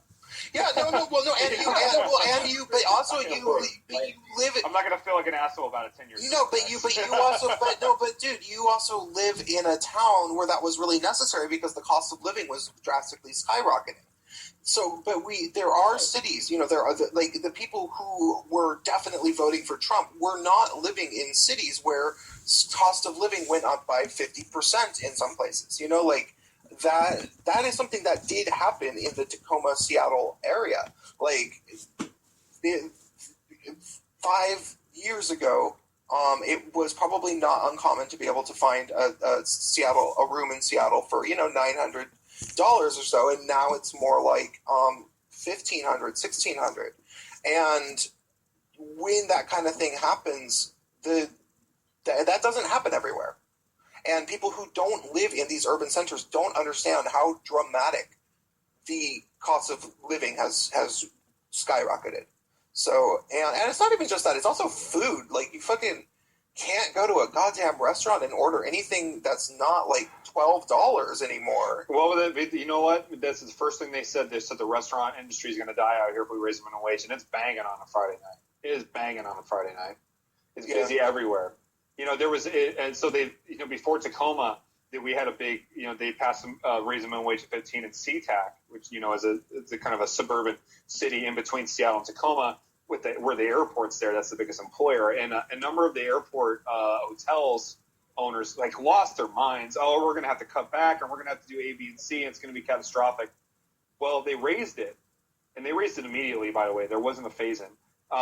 One of the biggest hotel chains had a huge. They started renovating. They had a huge expansion project right afterwards. It was all bullshit. It was all nonsense to scare people with. You got parking attendants paid $15 an hour. It's just nonsense. So my opinion, I don't want to get too far into it because I know we want to wind this down. But I think, from day one, we're told the United States is the most powerful, wealthiest nation on the planet. And I think compared to even, Western countries that are a fraction of the size, I think it's a complete travesty in terms of our cost of living or standard of living. I mean, sure, everybody's got an iPhone, but people still have to worry about their insurance premiums go out, and they still have to worry about going to the doctor, and they still have to worry about paying their rent. And, it's no secret to anybody that real wages, that wages that keep up with inflation, have been flatlined since the 1970s, which basically marked the end of the post-war boom in the United States. So we've been working harder and longer hours and being more productive, producing more, but our wages have not kept up. But yet everything else has been going up and up and up. Mm-hmm. Yeah, this is true. Up with it. Up and up and up again. So, I mean, I understand what you guys say about some of these areas, like the more poor areas, but what I would pose to anyone to think about is this. I mean, who has done more to destroy the small business person in this country? The working class trying to fight for better conditions, or big business like Walmart that crushes them at every turn? You know what I mean? That put them out. You know what I mean? Or Wall Street when it crashes the entire economy. How much wealth did it destroy in that instance? When people need something in this country, like when we need single payer or even a public option, when we need things that can increase our standard of living or our quality of life, we have 100 million reasons why we can't do it. But if the banks need help when they destroy everything, we pull money out of thin air. Or when we need to go and invade the Middle East, too, there's always money for that. We move heaven and earth to make it happen. We move heaven and earth. There's a tremendous will. I mean, I'm of the opinion we can pretty much do anything we want in this country. I mean, in World War II, we retooled our factories to go to war. We mobilized the entire population, but yet we can't have single payer. I mean, that's a different story, so I don't want to go too far off on that, but it's really ironic to me that there's this conservative backlash against single payer as being too expensive. When Donald Trump himself goes up there and invokes people like Dwight Eisenhower and his freeway public project, I mean, back then we had like a 90% corporate tax rate, and both parties were Keynesians. They believed in social spending, so we did it back in the golden age, the good old days when America was great. We did it, and we were taxing the wealthy tremendously. But anyway, just to kind of capsulize it, just to get it wrapped up, I think that the people that live in these very rural, poor areas, I think they've had their economies destroyed. They've had their. I mean, if you look at Appalachia, that place is synonymous with poverty. They have tremendous amounts. For a long time, they had a tremendous amount of mineral wealth, and you kind of wonder, where did all the wealth go? What did they give back to the community besides graveyards of dead miners, or even Detroit? I mean, Detroit was like the city of tomorrow at one point. It was the biggest city in the U.S. at one point. It was massive, and it was based on like union jobs and living wages and manufacturing, and it was neoliberal policies that dismantled all that. So I mean, it's there's a lot to say about it, but I think it's a long time coming. I think the minimum wage campaign, the way that we articulated it is we said it was a defensive campaign. This is just so people can survive. $15 an hour is not even really that much in Seattle. Like I said, I make about 18. I still couldn't live in Seattle. I could, but it would kind of suck. Okay, it would be it would be a little hard. It would negatively affect your quality of life. Yeah, I mean, it would make things tough. And I'm a supervisor, for God's sake. Right now, here's the thing, man. Is but my question is with the whole thing is there were a couple of things that I don't want to dive too much into, but legitimate curiosity: how have small businesses been affected since the wage hike in Seattle and Tacoma? I mean, I don't have the figures in front of me, Just your general perception of it. I don't know. I mean, so the primary. Here. Okay, so for Seattle, this is anecdotal, okay, because I work in Seattle and I live in this area. Right. The number one issue they took, it wasn't just with like small businesses, it was specifically restaurants that really opposed it. You know, they said, "Oh, this is going to destroy the nightlife." You know. Well, I remember I was living in Seattle when that were happening. See. Okay, sorry. Yeah, no, it's fine. I didn't want to like correct you or be a dick, but I've lived in major city centers. I currently live in a semi-rural area, but that's a long story. But I've lived in a lot of different regions. I lived in the Charleston area for a while, South Carolina, not West Virginia. No, that's good. So I saw that happening in Seattle. You jumped in halfway, so I wasn't sure. I wasn't sure where you were at. Yeah, I wanted to get in earlier, but I understand Prince wanting to keep it pretty low key as far as the number of people in the hangout, and I respect that. If you dude, nightlife is banging. Restaurants are banging. I mean, they're busy. So, but like the locally owned places haven't taken a huge hit, because that was the big concern I kept hearing about was locally owned would suffer from that. So in Tacoma, so I talked about this a little bit on the stream. With the 15 Now plan that we had exempted small businesses, so it actually gave, if it would have passed, it would have given city council democratic control over who a small business was going to be based on gross income. So they could have set it anywhere they wanted to, as high or as low. So we had protections built in because we knew that was the number one issue that people had. But so in Tacoma it's going up to $12 an hour. Seattle it's going up to 15. Eventually, it's very Byzantine and complicated. Statewide, I think it's going up to 13. But no, man. I mean, it's if you go to Tacoma on 6th Ave, where all the restaurants are downtown, it's banging. Everybody's busy. You know, and even fast food joints. I don't know if you heard this on the stream, but there's a fast food restaurant downtown. It's got a huge banner like hiring full or part time, $11.50 an hour. You know? Yeah, that was shortly after I joined. I hadn't said anything yet because you guys are in the middle of a pretty involved dialogue. But yeah, I did hear that. Yeah, so no, I mean it has. I mean at my job, we're having a hard time finding people. Like a couple of years ago during the burst years, they called it a boss's market. Like there was more pressure. Like people were just trying to kind of find a job anywhere. But in my job, like I feel like we kind of struggle to find halfway decent people most of the time. So I feel like there's been more demand. It's a booming area despite the wage increases. Well, I mean, I don't think that wage increases inherently depress employment, but I think the more dramatic, like hypothetically saying, the bigger you mandate the minimum wage over what the local average wage currently is, the more dramatic the impact. And I think there becomes, to reference Malcolm Gladwell, a tipping point to where that positive can become a negative. So I think that it needs to be analyzed in a more localized fashion due to the dramatic differences between localizations of different economies and sub-economies in the United States. Oh, I mean, yeah. I mean, there's been some talk. I remember I've had some feedback. People said, "Why did you guys pick $15 an hour for it?" I mean, if you talk about the cost of living, it really should be much higher than 15. But why did $15 an hour become why did that become the number demand? Part of it, I think there was a number of studies done. I think one that came out of the University of Washington about like what the bare minimum actually was. But I mean, it can be something different in each area depending on what the cost of living is. I mean, to me, so I'm not really married to $15 an hour, but I think people need a living wage. Like they need to be able to pay their expenses. They need to not be, especially if they're working full time. Are you there? Sorry, anybody there? Yeah. Sorry. I'm trying to find the numbers because someone told me at some point. Now this is again semi-anecdotal because it's specifically localized. But I'm trying to find out like what the percentage of workers actually are paid minimum wage. Because someone told me in Utah that it's approximately okay. So according to governing, as at the end of the year of 2013, there was less than 1% of Utahns were being paid minimum wage. Now, Utah is one of the best states for that.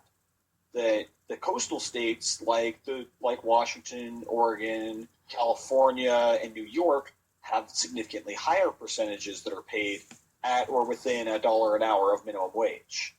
Right. So that's something to consider, is that some of these areas that fight against minimum wage might be doing so because the minimum wage is more of a guideline than an actual rule in practice. Like, most of us are even starting, like, just to, again, anecdotal, I work for a gas station. I make $9 an hour. The minimum wage is $7.25. Like, I started last week, and I make $9 an hour, and I'm not a supervisor. I'm a jack squat fry cook right now because I made some bad decisions, and that's what I have to deal with. Now, the cost of living in Utah is much lower than where you're at, but still, I'm being paid significantly more than minimum wage, proportionally speaking, for a very entry-level job. I'm working with high school kids that this is their first job. And apparently there's an Arby's in my area that's paying $11 an hour that I'm applying for because I hate Arby's, but $11 is more than $9. Right. So, I mean, what do your living expenses usually look like? I mean, you don't have to go. You don't have to be that concrete. But I'm saying, like, on your average paycheck, do you work full time or do you work part time? Full time. Okay. It comes out to ballpark, like, after bills and everything, after, like, rents, phone, insurance, What's up, Brian? all that good stuff. I'm looking at, like, 60% of my take home goes into that. Okay. 60-70%, depending on how much I spend on food, because that's not a static number. Yeah, I mean, shit, man. Every time I go to a grocery store, it's about $100. So. Oh yeah, 150. The grocery store is painful. Because I don't want to eat crap, but I can get my 2,000 calories a day eating some really crappy stuff for way less than what I want to eat. Right. Yeah, so one element that's interesting about the minimum wage struggle in Washington is that in some ways it was actually kind of a marked retreat for the labor unions because there's been an organizing drive at the Seattle International Airport for a number of years now, and they reached a couple impasses, and that's when they decided to put an initiative on the ballot for the city of SeaTac for everybody. I think there were some exemptions that were in there. I'm trying to think now, but there's some of these bigger unions they've actually kind of decided to go with the minimum wage increases because they don't really want to fight the employers. They don't really want to go all the way that way, so they just have a political campaign instead. Hey Ryan, so what's the situation with the cost of living and living wage and all that stuff in Canada? It really depends where you are. Some of what Prince was talking about, like this, this scenario where you have these people coming in, typically from out of province or even, out of country, buying up rental properties, like quadrupling the rents in an endeavor to effectively, constructively evict all of the tenants and then condominiumize the property. This happened here in Calgary, Alberta, beginning very late 90s, probably right straight through to the Lehman Brothers meltdown. And right. Yeah, the cost of living, it got quite bad here. But at the same time, and here's another thing that happened, the oil industry was really, really booming in that time. Like where I'm at, we're paying anywhere from 90 cents to $1 per liter for gas. Now, I don't know what that translates into. You pay by the gallon down there. But like 10 years ago, it was $1. It was like $1.50, $1.60. So 10 years ago, gas was half again as expensive as it was. Well, we have a very thriving oil industry here. Before the city burned to the ground last spring, people would go up to Fort McMurray and they'd get jobs working in energy exploration, work seismic lines, work rigs, stuff like that. Paid handsomely. But again, Right. starting kind of in the late 1990s, we had a lot of people, massive waves of people moving in. People from Eastern Canada in particular, from the Maritimes after the fisheries closed.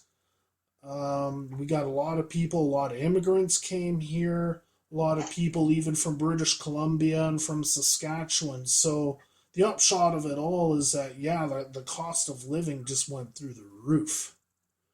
Wow. So it's kind of a boom town, huh? Because of the oil industry. It's receded somewhat since then. Like the Lehman Brothers meltdown, it didn't really impact us all of that much. It did a little bit, but what's hurt us much more recently is a substantial decline in world oil prices. The provincial government here gets a substantial amount of revenue from oil royalties. So when oil's down, it hurts us fiscally. And there's, of course, a lot of job losses. I can imagine that. Yeah, there's a lot of job losses in the oil patch, too. So it's, it's, yeah, but still, the cost of living did get high here. It's not like it was in Vancouver, though. Yeah, I heard Vancouver's the worst. Oh, Probably. Vancouver's terrible. I heard Vancouver, economically speaking, is kind of like Canada's Seattle. Is that the cost of living spiked uncontrollably fast. Yes. And the average income did not even wasn't even competing in the same sport, really. Yeah, like incomes rose bit by bit, whereas cost of living went up almost exponentially. See, I don't know. The basic premise of socialism, the part of the basic premise of socialism I don't like as far as it being the long-term solution is I don't see how you legislate people into financial success. It just economically does not track for me. As far as like idealistic socialism, I understand legislating certain things because pure capitalism will just basically give way to the rich stay rich and continue to get richer, and the poor continue to be used by the rich. So I think that we need to compromise, but again, I think that compromise should be painted in smaller strokes, and I think, Well, like I'm in favor of tonight. Like I'm in favor of like socializing certain like essential services. We have single payer healthcare up here, and it's great. And the quality of your healthcare has rapidly declined, though, and you can't ignore the timing on that one. Like I'm not totally against single payer. I just don't. I haven't seen an example of it where people aren't either dying because they can't get healthcare or dying because the quality of healthcare is so bad or the waiting list is so long that they either don't get treated or they don't get treated right. That happens, but then again, if you can't afford insurance due to a pre-existing condition, same thing happens. The best performing systems in the world. I'm not trying to slub his knob because, well, no, thank you. But he wants to keep certain things. And one of those things is that you can't be rejected because of a pre-existing condition. Yeah. That is one of the things he is keeping. I've researched this with healthcare a bit. I think among the best performing systems in the world, Singapore comes up quite a bit. Most of the real top-notch performers, it's not strictly private or strictly public. There's a role for both the private and the public sector in terms of both insurance and delivery of healthcare. But there is a firm commitment on all levels to universal healthcare, some of which comes from the state, some of which comes from the private sector. Okay, and I can, I think that the concept of universal healthcare is not necessarily what I take issue with. It's universally applied. Like, I think that healthcare should be universal, but I think that the way that we go about it should have some degree of variance. And I think the way you're describing Singapore sounds like a solution that could work in America in general concept. Yeah, yeah. I Does that make wonder sense? at times about implementation or like implementability even of a single payer system in the United States. It could possibly be done at the state level, like perhaps depending on the state, quite naturally. Federally, oh boy. Now, I mean, Well, that's right. again, Well, you I look think at that I think that the federal government should basically say, "Hey, we're gonna we're just gonna dial back a huge amount of the taxes that we the federal government charge the individual, and just kind of dial back federal taxes and federal funding itself, and basically just say disseminate the bureaucracies that we have. It's like, okay, we're going to turn these agencies over to the state. They're now state employees. Figure out what you're going to do with them, or if you want to keep them. And if you don't, and the old Reagan rule of if you don't like the laws in the state you live in, move. or Change change them too, at that and level. change them. Yeah, right. Well, yeah, but change them, and short of changing them, move to a state that has more conducive laws to what you're looking for. Like, but change them is the better option. But I think the quote with Reagan is, "If you don't like the laws, move." That's why I invoked that point. But yeah, change them, and if the laws are more locally controlled, it's much easier to affect change on the laws that you're concerned about. Correct? Because my voice is a lot Presumably, louder in a crowd yeah. of my voice is a lot louder in a crowd of 2.5 million people, the population of Utah, versus 300 and whatever million Americans. Yeah. My voice carries a lot further, and a grassroots movement of 100 people has a lot more power than that same movement in the relative to the whole country. And another thing to look at too is when you look at the successful social democracies, a lot of them are like in Northwest Europe, say. Now, these places have other problems, but if you look at the, social democracy and social welfare and so forth, inevitably a lot of these places, they're geographically kind of small. They don't have large populations, and until fairly recently they were culturally homogenous. Think like Sweden, Norway, Iceland, places like that. Now their cultural homogeneity is gone, and that's causing them all kinds of problems, as we well know. But that's a Right. common characteristic to countries that have been successful with social democracy. Again, Is could they're it work in geographically America? and small and populous relative to somewhere like America or Canada. Yeah, yeah. I mean, with And Canada, the that's problem we have here is population density. On average, it's quite low. and where it's high, it's ridiculous. Yeah, yeah, like in places like Toronto or the Ontario Panhandle. Like the overwhelming majority of Canada's population is within about maybe 10% of its geographic territory. The Yeah, I mean, Vancouver, Victoria, the Edmonton, Calgary corridor in Alberta. Regina's growing a little bit, Winnipeg a bit, and then of course the greater Toronto area has about a third of the whole country's population. wow.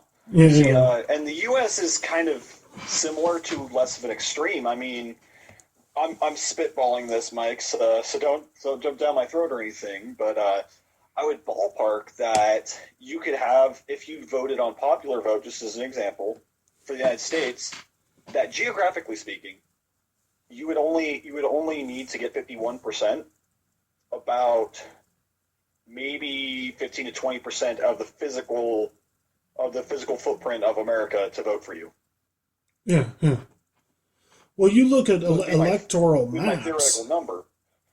And that's the thing is you have the population density and the low population density areas, and the economies just by virtue of population density itself are quite divergent.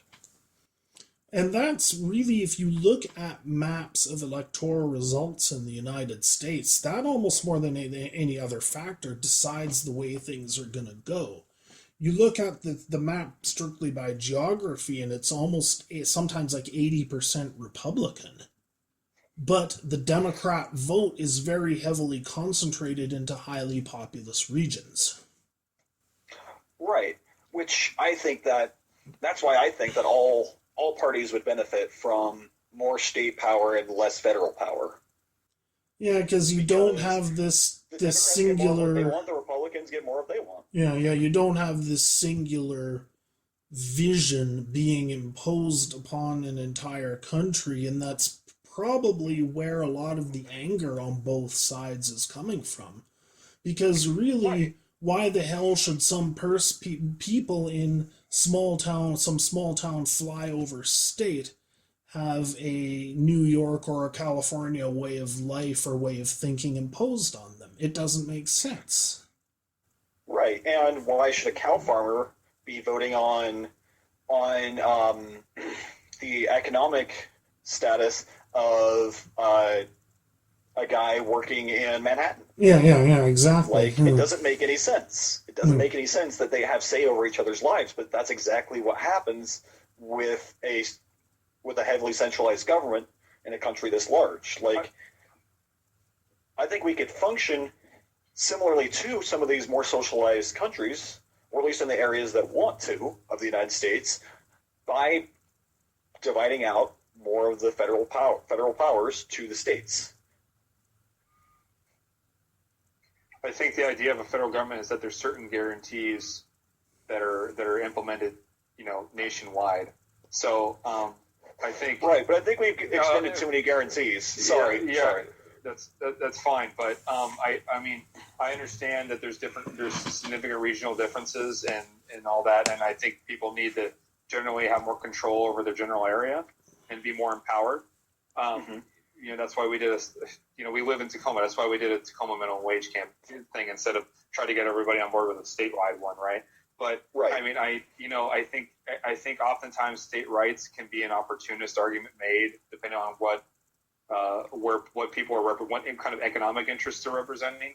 Because that was the argument that was made as a cover for slavery leading up to the Civil War. How do these fucking Northerners, these businessmen, have any right to take my property away? Never mind the fact that property are human beings, Well, I can see how the argument can be abused, but I still think that used in the right method, it still has validity, because any argument can be abused with with corrupt people using it for selfish means, if you know what I'm saying. Yeah, I get that. I just think oftentimes it's employed, like with gay marriage, it was one of the best ones. So if Democrats wanted to kind of pander, they would say, well, yeah, I agree with gay marriage, but I think it should be a states' rights thing. It's oh, I'm going to get out of even answering it. You know what I mean? Well, I think gay marriage is a human right. As a semi-conservative, libertarianish person, I came out in support of gay marriage, and because I was I think that the federal government should really be limited to defense, human rights, and foreign policy. Those should be the things the federal government primarily concerns itself with. I think economics is outside of foreign largely be, if not entirely, at least in majority, handled by the states. Hey, you guys, I'm gonna leave. I think the federal government spends way too much money, and I think that we should put a huge curve on that. I'm gonna leave the hangout because I have some work to do. But you guys can hang out and talk to each other. I'll talk to you guys later. Yeah, I guess I'll bail too. It's been a couple hours. Okay. Yeah, you might as well pack it in. I've been at this too long too. I've been up since 4 a.m. and it's 10 at night where I'm at. So. Okay. Yeah. Sorry to cut this short. Wrath. We if there's another hangout going on, I might want to be on later or something. But yeah, I have some work to do. So. Yeah, I hope this is productive. Okay. I hope this is worthwhile for you, Prince, because I know that I don't know. Yeah, no, it's interesting for me to hear about. I just have some other stuff to do. Okay. All right.